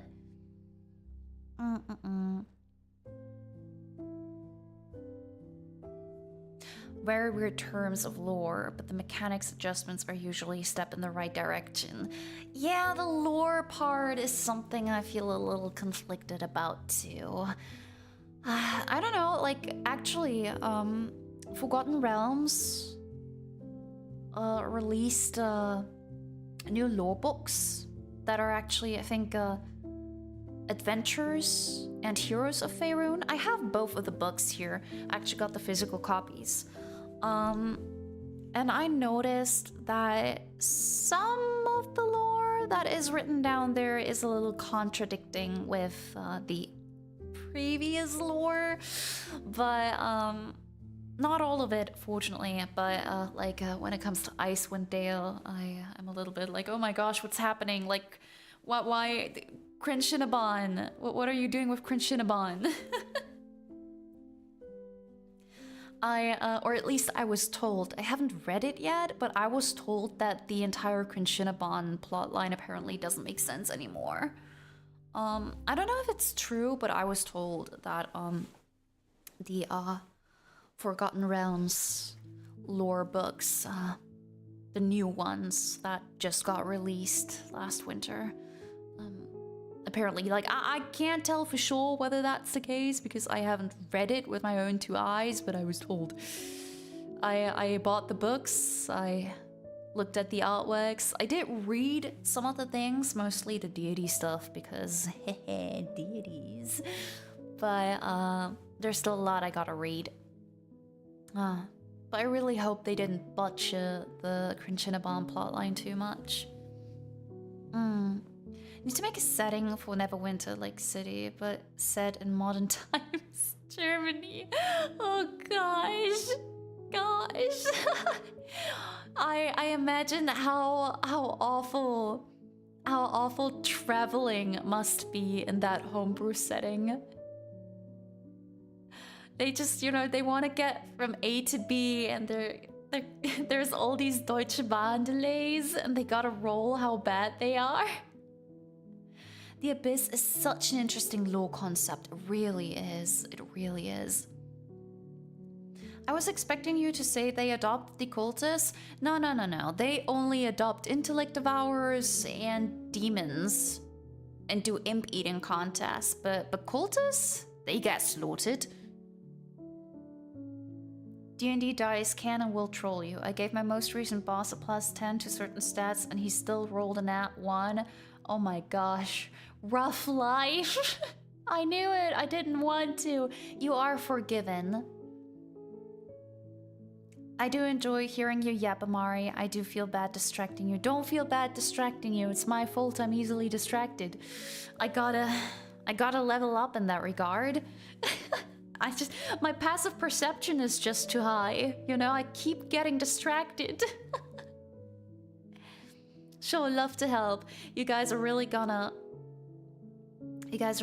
run me through honor mode, hopefully. I would appreciate it. Kinda reminds me how my party triggered a combat golem in dungeon, which was supposed to be our boss for the session.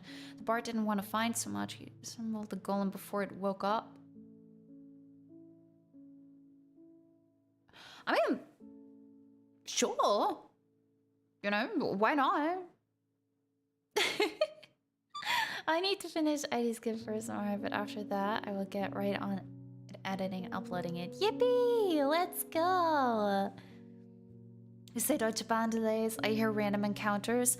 I really wanna craft, not craft, but like, I have this stat block idea for a Deutsche Bahn inspired BBEG, which is like a mecha monster. Amari really went and got alert as her background feed, right? It's canonically my background feed now. This is part of official Amari lore. But, oh gosh, I need to hydrate. I need a little bit of holy.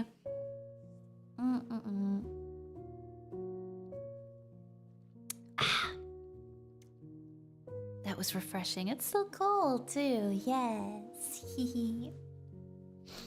Oh. But to move all the way back to the initial lore,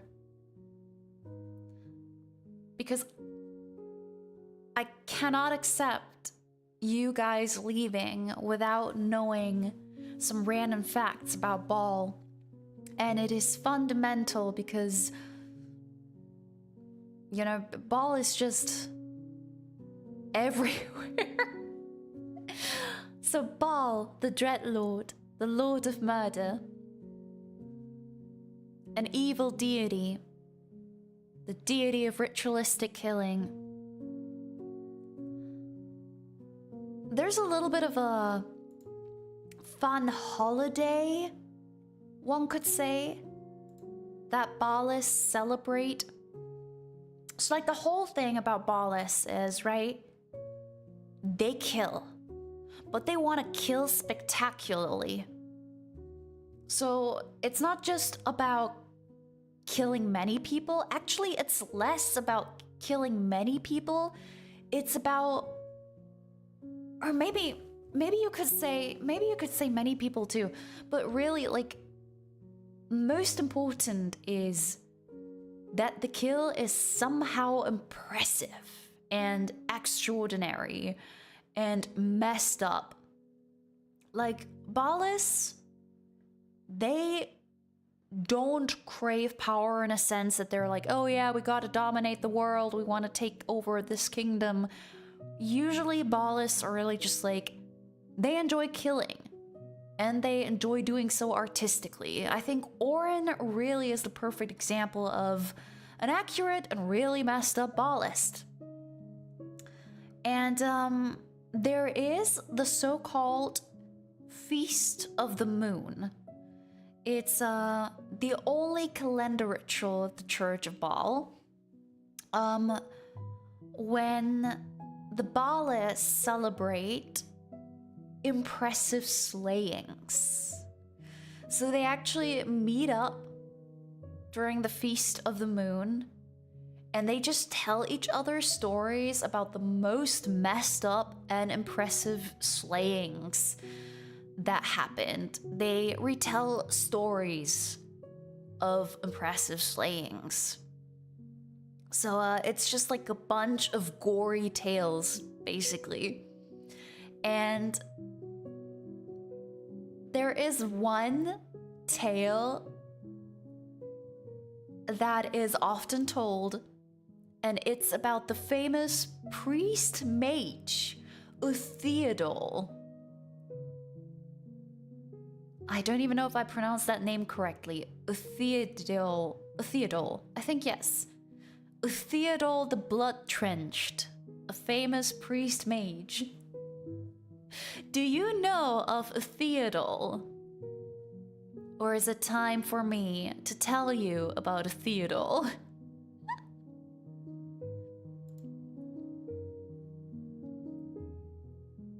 Your nerdy girlfriend yaps to you about D&D ASMR when? I actually do have an idea for an ASMR concept, which wasn't D&D, but I did sometimes wonder whether I should make D&D lore videos where I just pick like a random topic, like, I don't know, Baal, for example, or Zariel, or Yinogu, or Glabrazoos, I don't know, and then I just record like a 10-minute to 15-minute short video about it.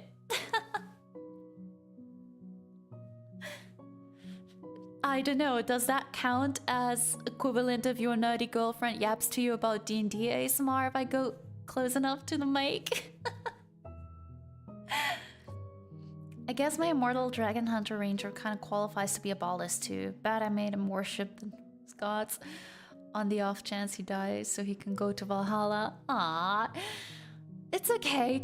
Can just worship multiple deities. People can actually do that in Forgotten Realms. Pretty fun.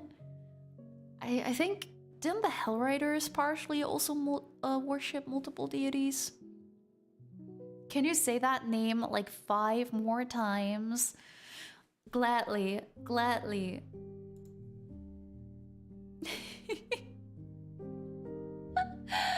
Gosh, I can't believe this is an actual name. Priest Mage Theodol the Blood-Drenched.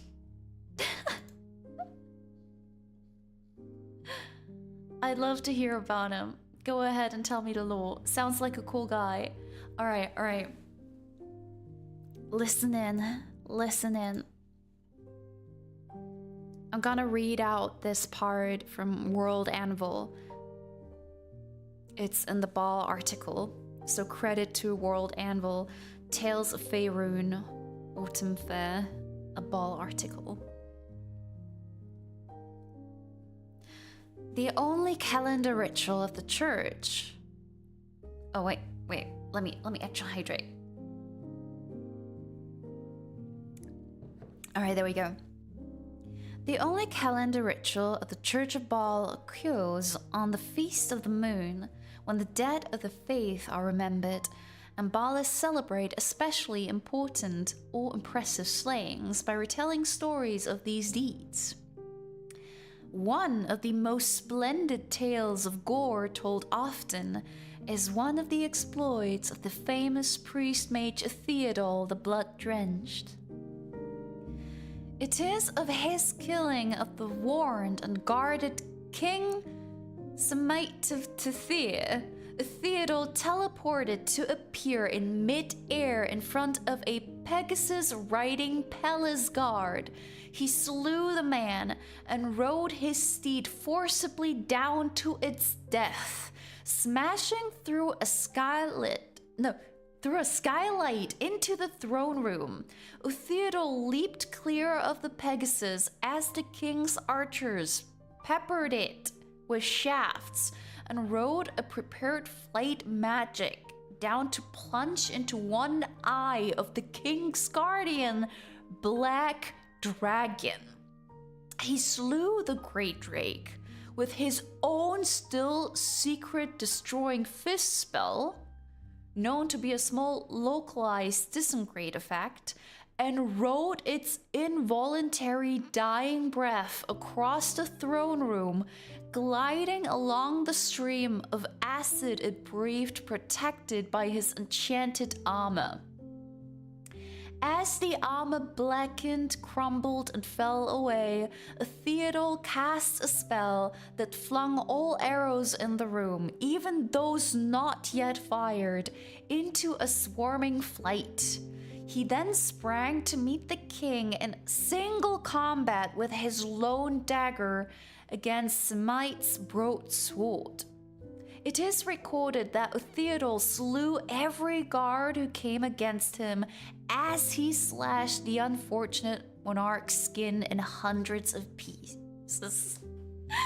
He then cast a spell that forced the king into a veritable dance of death, so that he fell lifeless from exsanguination. The priest mage then cast 2 entrapping spells and teleported away. The first trap was a meteor swarm activated whenever any spell was next cast in the throne room. It slew 4 court wizards of note. The second was a blade barrier set to erupt into being when someone who was bloodkin to the king next entered the room. It slew the king's 2 eldest sons. This, my dearest Amori, is the greatest slaying of famous priest mage Theodore the Blood-Drenched.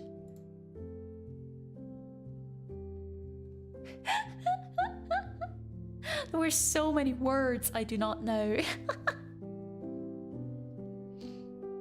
Additional credit to Amari Moon's cool voice for bringing this to us.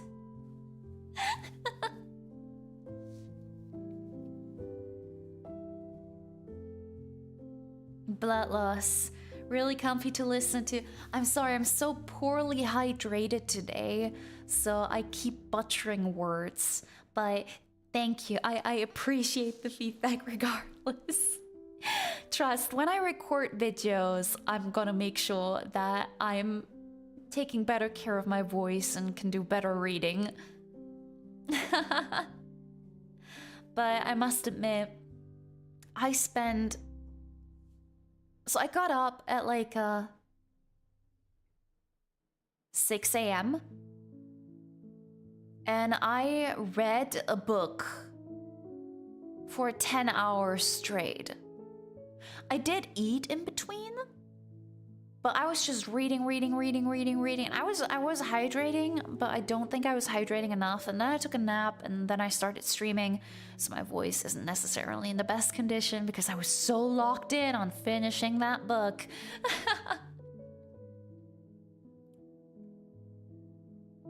But yeah, that was a Theodore. I hoped you liked his legend. Thank you for listening. Happens to the best of us. It was such a good book too. And of course, it was a Forgotten Realms book.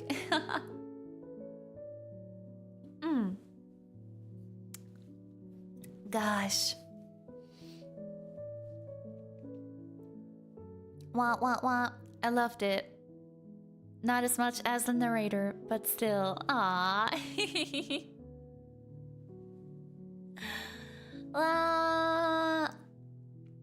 What?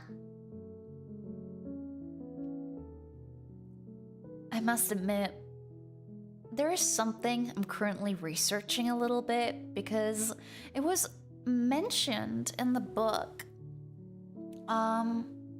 So you know, there's demons and devils. Both of them are fiends, right? But in the book that I was reading,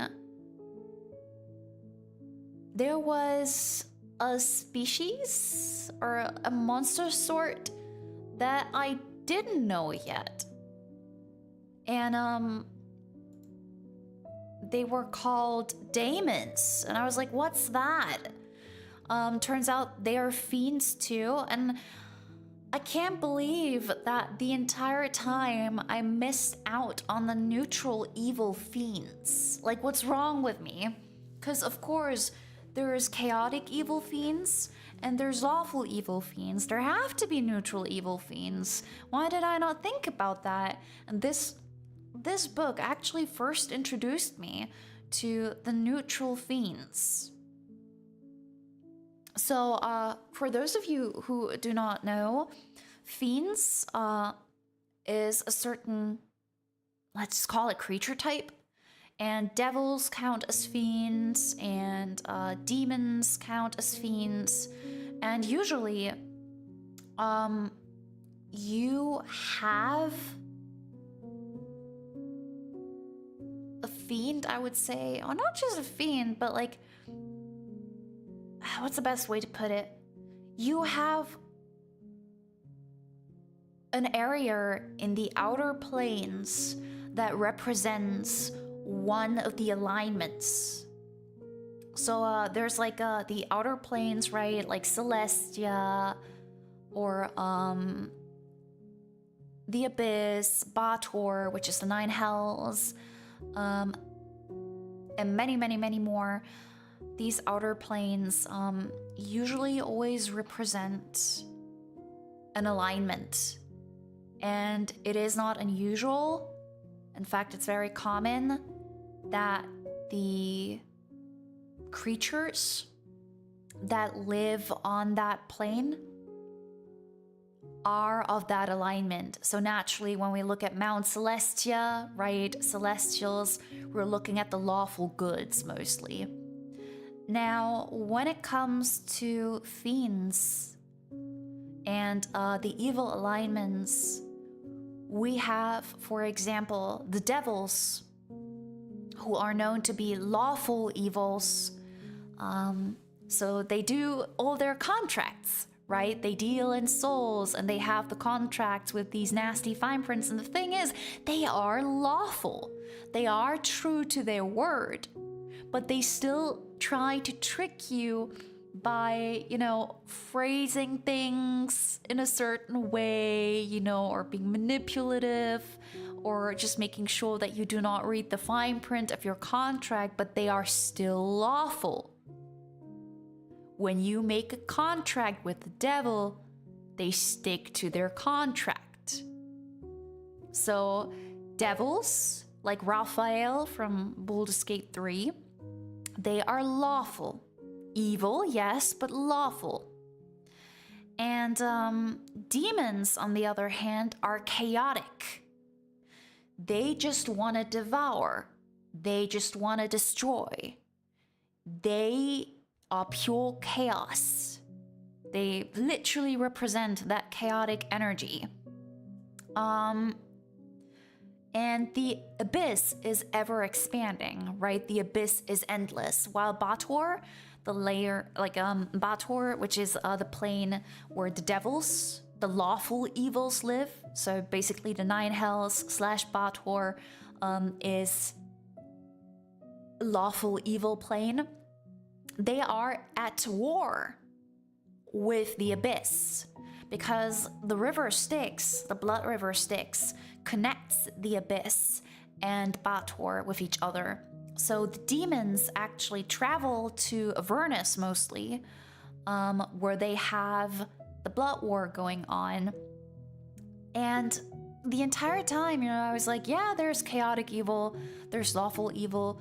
But for whatever reason, until I picked up that book, I never thought about the neutral evils. And today I finally learned a little bit about them. And I'm still actually reading about it, and it is so confusing because neutral evils, neutral evil fiends, are known as demons. But they're also called, and this is what they're most commonly known by, Yugolos. Yugolos. And I heard Yugoloth a couple of times already, but I never understood that they were literally the same as daemons and that they were neutral evil fiends. And Yugolos are mostly from Gehenna, I believe.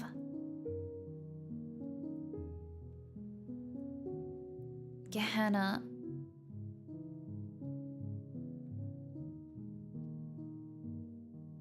I think that one presents, let me actually look it up. The Black Eternity of Gehenna was an outer plane in the Great Wheel cosmology model representing alignments between neutral evil and lawful evil. See? But here is where it's getting confusing, because I was like, but wait, the entire time I thought, like, I confused Yugolos with Yoklos. Because it sounds so similar, but Yugolos are actually just daemons, so neutral evil fiends, while Yoklos have to be chaotic. Like, the entire time I knew that Yoklos have to be chaotic because Yoklos, on the other hand, are handmaidens of Lolth. So they are lesser demons that serve Lolth, the Spider Queen demon, particularly. And since Lolth is a chaotic evil demon, and Yoklos are demons too, naturally they have to be chaotic evil.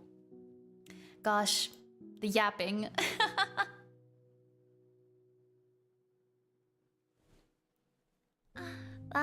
So does this mean the dono is 4.5k? Does this mean at 2?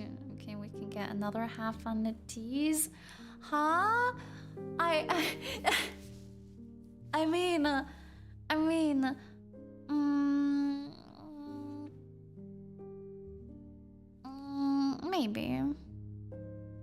maybe. But I won't raise the debut funds thingy to 4.5.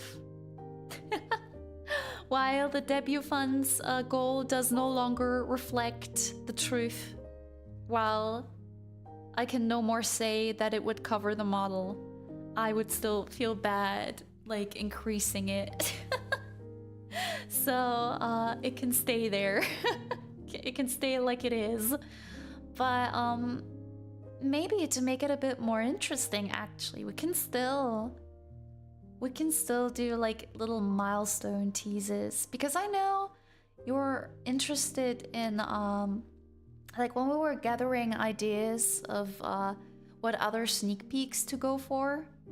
I know there were several ideas, so if we go for another half-funded tease or quarter-funded tease or whatever, then I have an excuse to give you 2 more sneak peeks. And that idea I like. That idea I very much like. So, I say yes. I say yes. I will do the next sneak peek when we meet. When we meet that. Let me take note of it, so I won't forgo. Don't want to forget. For those who haven't seen it yet, by the way, this was the first sneak peek. That was the 50% sneak peek.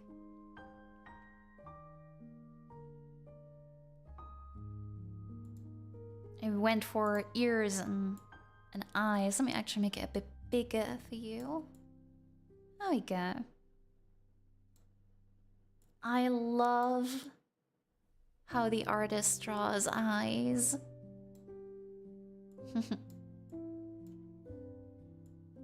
Mwah. Mwah. There we go. Yes, there's a whole realm for lawyers. They're like fairies, except fairies do it for the love of the game. So you can't spell lawful without awful. Blizzard, that's a good one. That's amazing. Taking notes. According to the Forgotten Realms wiki, Yugolas originate from Hades, just mostly live in Gehenna. Yes. Hades. Hades. Gosh, love the plane.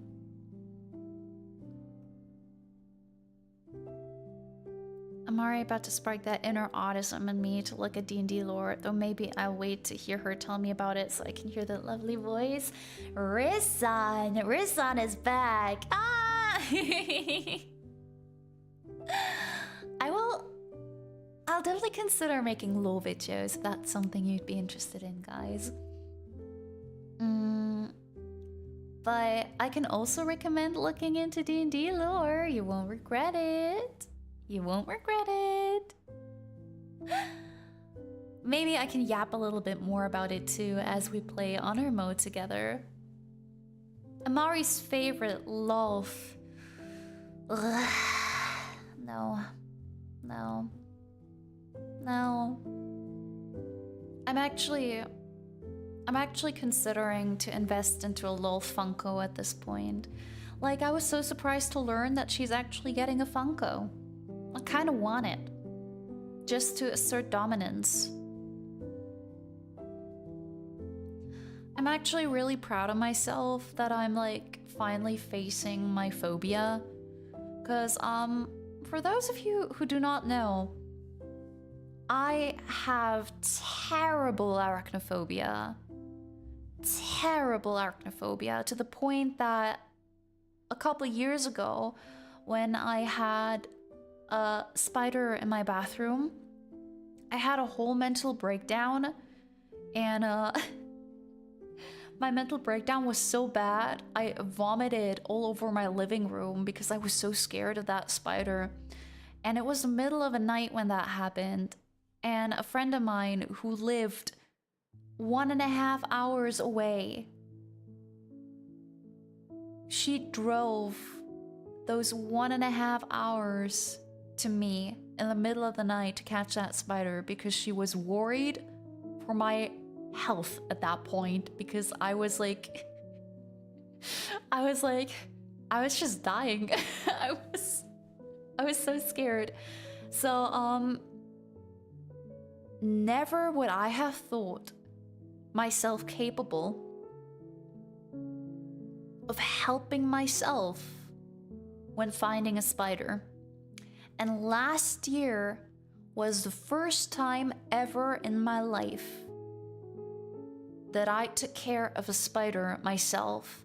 That was when I was still studying, and I was in a different apartment at that time, and I was playing D&D actually. I was playing D&D with the table I'm soon gonna celebrate my 2-year anniversary with, and the other player was currently doing something, and I was just listening when I noticed in front of the balcony door, a spider on my ceiling. And we were playing with webcam on, which they probably saw my face of horror. Probably not. Actually, they only noticed at some point that I was gone, I think, because so the thing was, I sat there and I considered calling one of my friends for help, but I was like, gosh, I'm gonna miss out on so much D&D, and I gotta do something. I gotta act quickly. So I grabbed the vacuum hoover and smacked the spider from the ceiling, and then I screamed. I screamed so much, and my table members, they probably were just like able to hear like in the distant background, ah, ah, and me desperately trying to smack that spider with the vacuum hoover, but I succeeded. And that was, I don't know, like I had an adrenaline kick and everything, really. And I like sat down again in front of the webcam and looked at them through the webcam. I was like, for the first time in my life, I did it myself. I didn't need help. I did it myself. And apparently this year a higher entity has decided that it is time for me to face my phobia. Because starting from New Year's Eve, they just kept showing up. They just kept showing up. I didn't have a single spider up in my apartment for literal years. Years. And then they started showing up one by one. One by one. The first one on the last day.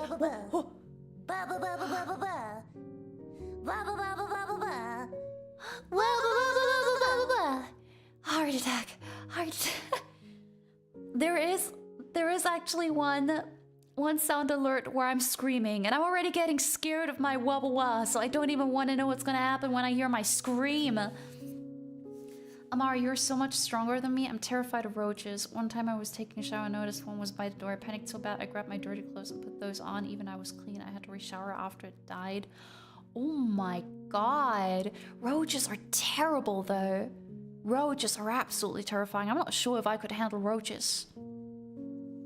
I didn't have to face roaches yet, but gosh, I feel with you, Sitsan, and my condolences that you had to go through that. Oh my gosh. And also thank you for the tip. I appreciate it. BRB, you're going to sell my kidney? No. No, that's my job. You'd rather lie to us than increase it? I mean, it's not a lie. I told you that it's more. I'm just not increasing the goal. I'm sure it would be enough to cover the model as long as you used your oh goodness. Tease. I'm surprised you didn't. Oh no. Accidentally. You didn't post a sneak peek on Twitter, Amari. I still have to do that. I will eventually. I was waiting a little bit.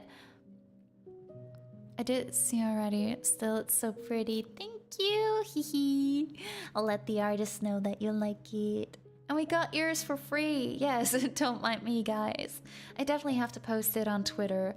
I try not to forget. Sure, I really like watching lore videos. Yippee!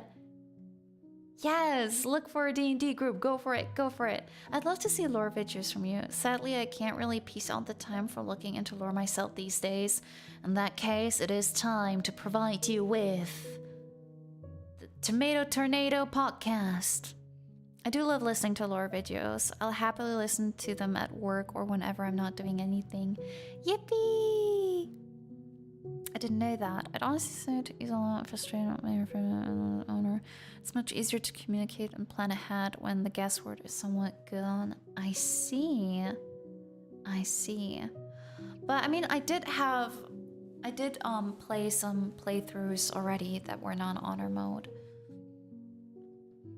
Great friend, but a terrible situation, yeah.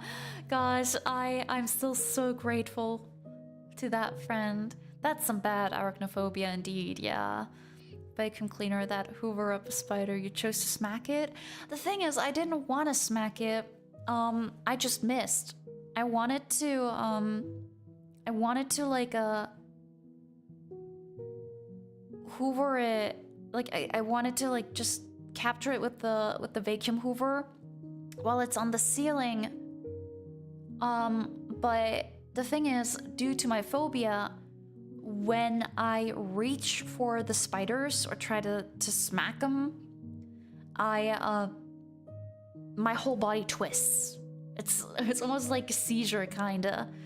And I really need to give myself like a push and like just smack for it. You know, I can't calmly place it. I need to do like a quick stab, basically. And I tried to smack it with the Hoover and missed and accidentally hit it from the ceiling, and I screamed. And then I tried to, you know, smack the Hoover on top of it when it was on the ground and missed again, so I screamed again, but then I got it. Whew, and that was...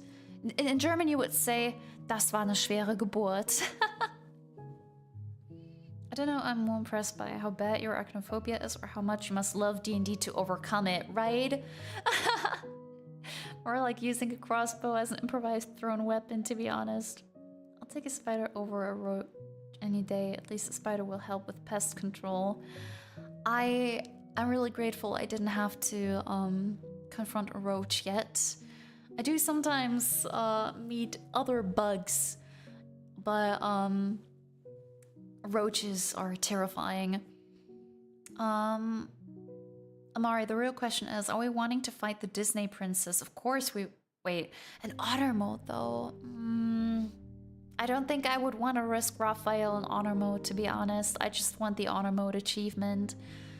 I can visit Raphael and smack him, you know, in my regular runs. But yeah, so the thing is, on the last day of 2025, I took a nap. And I woke up because people started to set up fireworks early. And I got up from the couch and looked outside. And then I noticed in the corner of my eye, like if I would have woken up on my back, would have looked straight up, I would have seen it right away. But fortunately I didn't, because it would have been a horror movie, I tell you. But right above my head, right above my pillow, on the ceiling, was a spider. And there I had called a friend for help. She removed it. I was really grateful for that. But then, every week, at least one. It was terrible. And at some point, I realized I need to try and overcome it. And so the thing is, my vacuum hoovers, they're not long enough. You know, like I need as much distance between myself and the spider as possible. Which is also why I cannot capture them. Because that is kind of like, really at this point, this is a life goal that I have. I really hope that at some point in my life, I will able to overcome my phobia to the point where I can use these spider capture thingies to capture them alive and take them outside. Because the thing is, I don't hate them. I don't want to kill them. I feel bad for killing them, and I'm grateful that, you know, when friends can come over and capture them, when they can do that, you know, I feel really bad that I can't help myself differently just yet. Because, you know, they ain't doing anything wrong, you know, they're just like little fellas that, you know, happen to be at the wrong place at the wrong time. I really don't want to harm them. But at the same time, I am too terrified and my phobia is acting up so badly. I just can't overcome it. So when I'm alone, the only way I can help myself as of now is by smacking them. By literally smacking them. In fact, the first spider I smacked this year, I smacked it with a wooden katana. I needed 15 minutes. Like, I sat on the staircase looking at it because it was right in front of my door. And I just kept looking at it, and I was holding onto my wooden katana and Like for 15 minutes, I was collecting myself. I was just like, Amari, you can do it. You can do it. Like literally, you're in control. Nothing can happen to you. And I tried to tell myself how proud my family would be to learn that I did it myself, and then I actually did it. But then I eventually purchased a Swiffer, not a dust Swiffer, but like it's actually for cleaning. So it's like a long stick, and on the bottom you can attach wet towels to clean the floor. And I'm just using that thing, but without the wet towels, because the stick is really long. It's like the longest stick that I have here. It's like 1.5 meters or even longer than that. And a Swiffer mop, yes. And the cool thing is that you can move this bottom thing where you attach the wet towels to in almost any degree, which is really helpful because when the spiders are on the ceiling or in a door frame, I can adjust the angle of the Swiffer accordingly so I can smack them accordingly. And that Swiffer, I originally bought it for cleaning purposes, but when I had a spider on my ceiling eventually one afternoon, again, also this year, I desperately tried to figure out what to do because, yes, I had my wooden katana, and initially I also tried to do something with my wooden katana, but I missed, and then it crawled back into the ceiling, and I was crying internally, I tell you guys. And then I got creative, and I spotted the Swiffer mop. So I used hairspray to lure it out of the little gap it was hiding in, and it worked. And I was twitching so hard, gosh! But I actually, with that Swiffer, I got it, and ever since I'm using the Swiffer, and it's going well. I mean, it's still terrifying, and my phobia is acting up like crazy. But I'm just glad that I can somehow help myself, if that makes sense. Like, I don't always need to call for help anymore. Sometimes I still need help, especially, you know, when it's bigger spiders. But I find comfort in knowing that sometimes I can now take care of it myself, and that is something I would have never thought that I would get there, considering how bad my phobia is. And I really hope that maybe one day I will be able to actually, you know, just capture them and free them. I was even like looking into therapies for that, because I know there's like spider therapies specifically for that. But so far I didn't have the confidence to sign up for it. Like, I know that apparently the hardest step is signing up for it and going there. And then once you go there, it's just like kind of gonna happen, I guess. But I'm not sure. Maybe I'm gonna do that one day. I really hope this is like one of my life goals, that I can fully overcome that phobia, and I don't know, make my parents proud, I guess.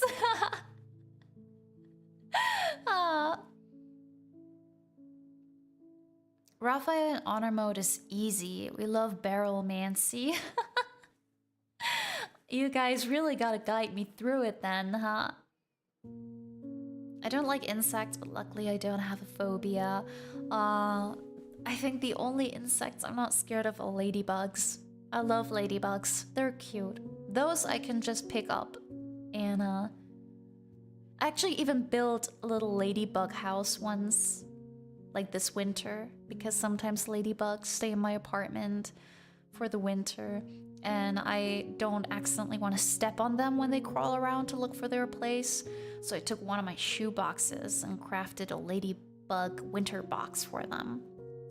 Ladybugs are cute, but other bugs, nah. And fortunately, I don't have a phobia when it comes to all of them, but the phobias that I have are certainly enough to make my life hard. I learned about Refrain, the honor mode playthrough me, and for instance, it was that he thrashed a bit, but went down pretty easily. Huh. And they eat flies and other annoying insects too, right? Wooden katana, Amari is a weep.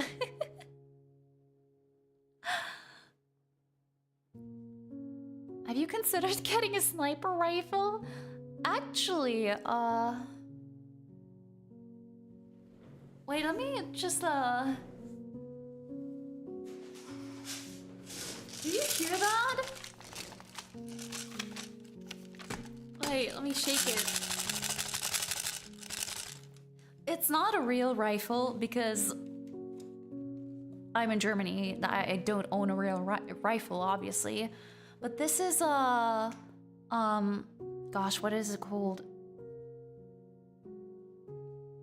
Soft air? Is it a soft air? Airsoft? Airsoft. Yeah. Soft air. Airsoft. It's not a real one. It's just randomly lying around in my office like a huge airsoft rifle. It's lying on the floor of my office.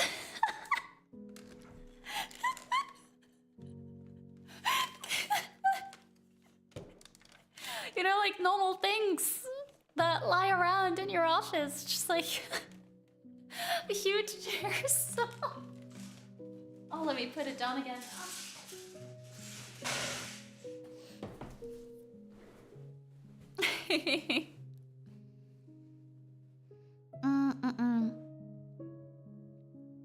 Should ask this, but have you ever seen a tarantula?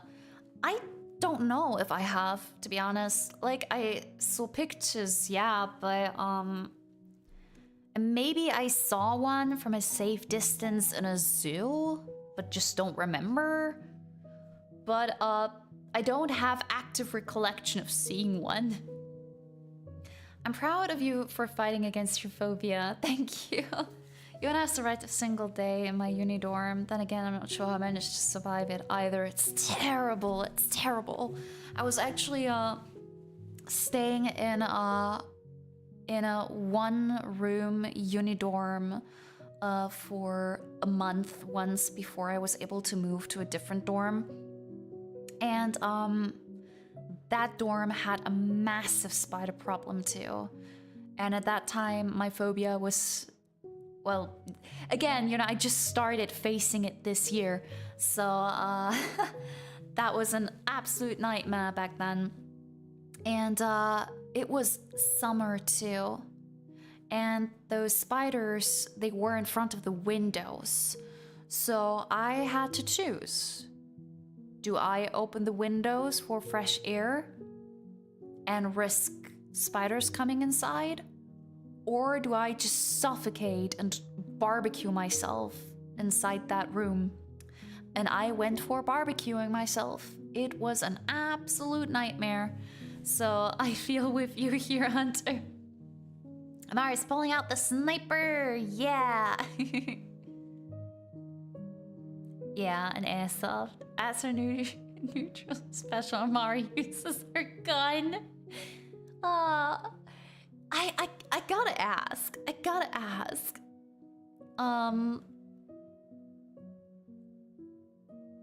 What D&D class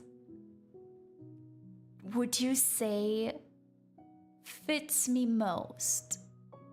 Like, not in the sense of, you know, I told you guys that I like life clerics, yes, but when you watch my streams, what class vibes do I give? Feel free to list subclasses too. Because, like, you just... I just read, like, as her neutral special, Amari uses her gun, and I just remembered the Ralsei with a gun meme, and then I remembered the wizard with a gun meme. I have to say, I actually made wizard NPCs based on the wizard with a gun and wizard and heels memes, and I have no regrets.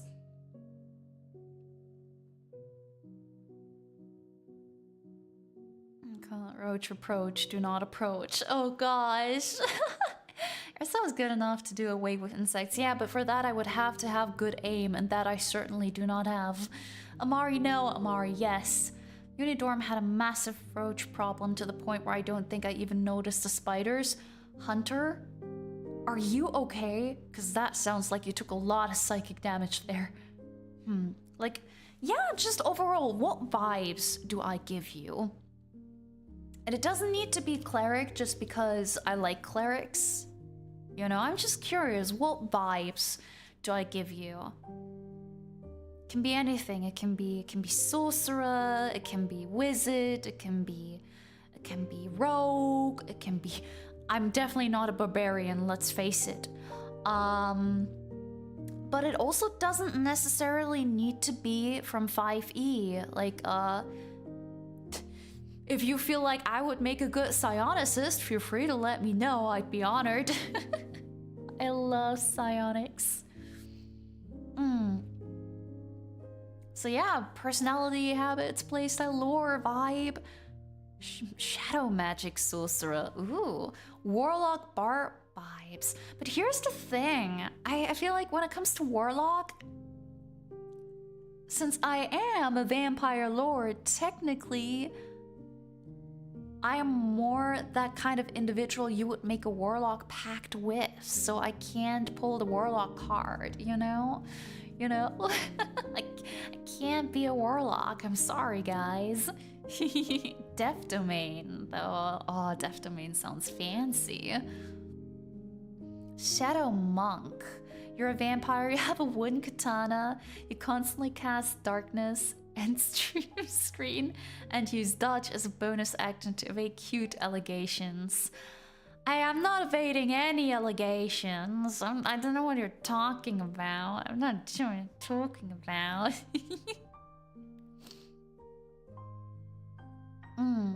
I don't just have a wooden katana.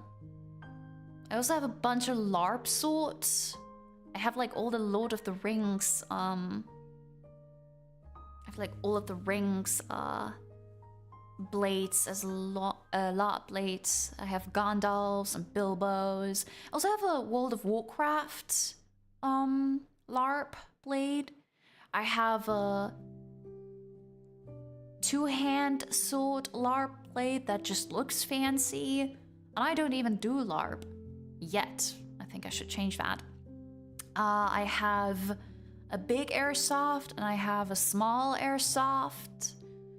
And because I really loved wooden weapons as a kid already, you know, I had two sides. On the one hand, I was like, oh wow, I like Barbie. And on the other hand, I was like, but I also like video games that are about demons and I like wooden morning stars. So my papa bought me children's weapons at medieval markets. Oh, take care, Robert. Thank you for being here today. Take care. But yeah, so I have like a bunch of wooden blades. I have a bunch of I have some wooden morning star. I have a crossbow, like a fake crossbow lying around somewhere. And I do think I have a bow somewhere. Yes, I remember shooting arrows in my granny's garden. Like my papa and I would just bought a bow and arrow and just went into my granny's garden and just shot it there. So I use all the weapons, I'm afraid.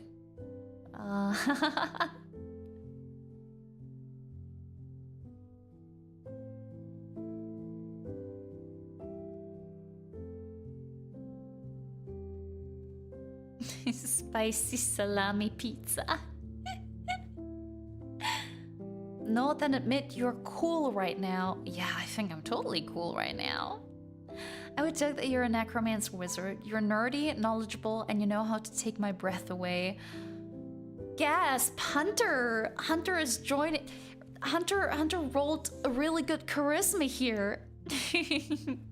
Necromancer wizard. Ooh, I like that. I like that. Suddenly I feel proud of being a nerd.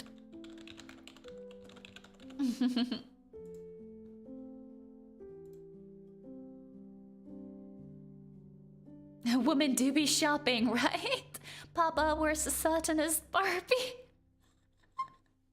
But for real, I think knowledge domain, cleric, Kinsey monk, multi-class sounds like it would work pretty well. Ooh, I love all the ideas. I always wanted to learn how to shoot a bow and arrow. It's so funny. Satanist Barbie, you mean Balby? Balby! You have a bow? That's so cool. Yeah, I don't know where it is. It's probably somewhere in the basement with my other wooden katanas, because I actually have 3 of them. I have 3 wooden katanas. One is just more like a toy katana, and 2 are actual wooden practice katanas. All of it is legal, though. I just want to stress it for the sake of, you know, for the sake of safety reasons. Everything I own is safe and it is legal. Calm down, Zorro. I can't let Sitsan have all the fun. Maybe Eldritch Knight Fighter then. Vampiric Touch. Ooh. All the weapon proficiencies sound familiar, right? Right? I have so many weapon proficiencies. Hehe. Mari, can you teach me how to shoot a bow and arrow? For no reason, of course. If you ask nicely. But you better not shoot a wooden stake at me here. I first wouldn't sort myself, wanted to get into bow shooting, but someone always pushed it aside. I should start though, go for it, go for it. But, guys. I have to slowly but surely wrap up the stream. We're almost, we're already past 2.5 hours. I think Heidi's stream is also gonna start soon, right? And I am so hungry. I am so hungry.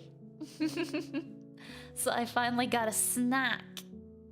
And you guys also gotta grab some snacks for the watch along that's about to start in 20 minutes.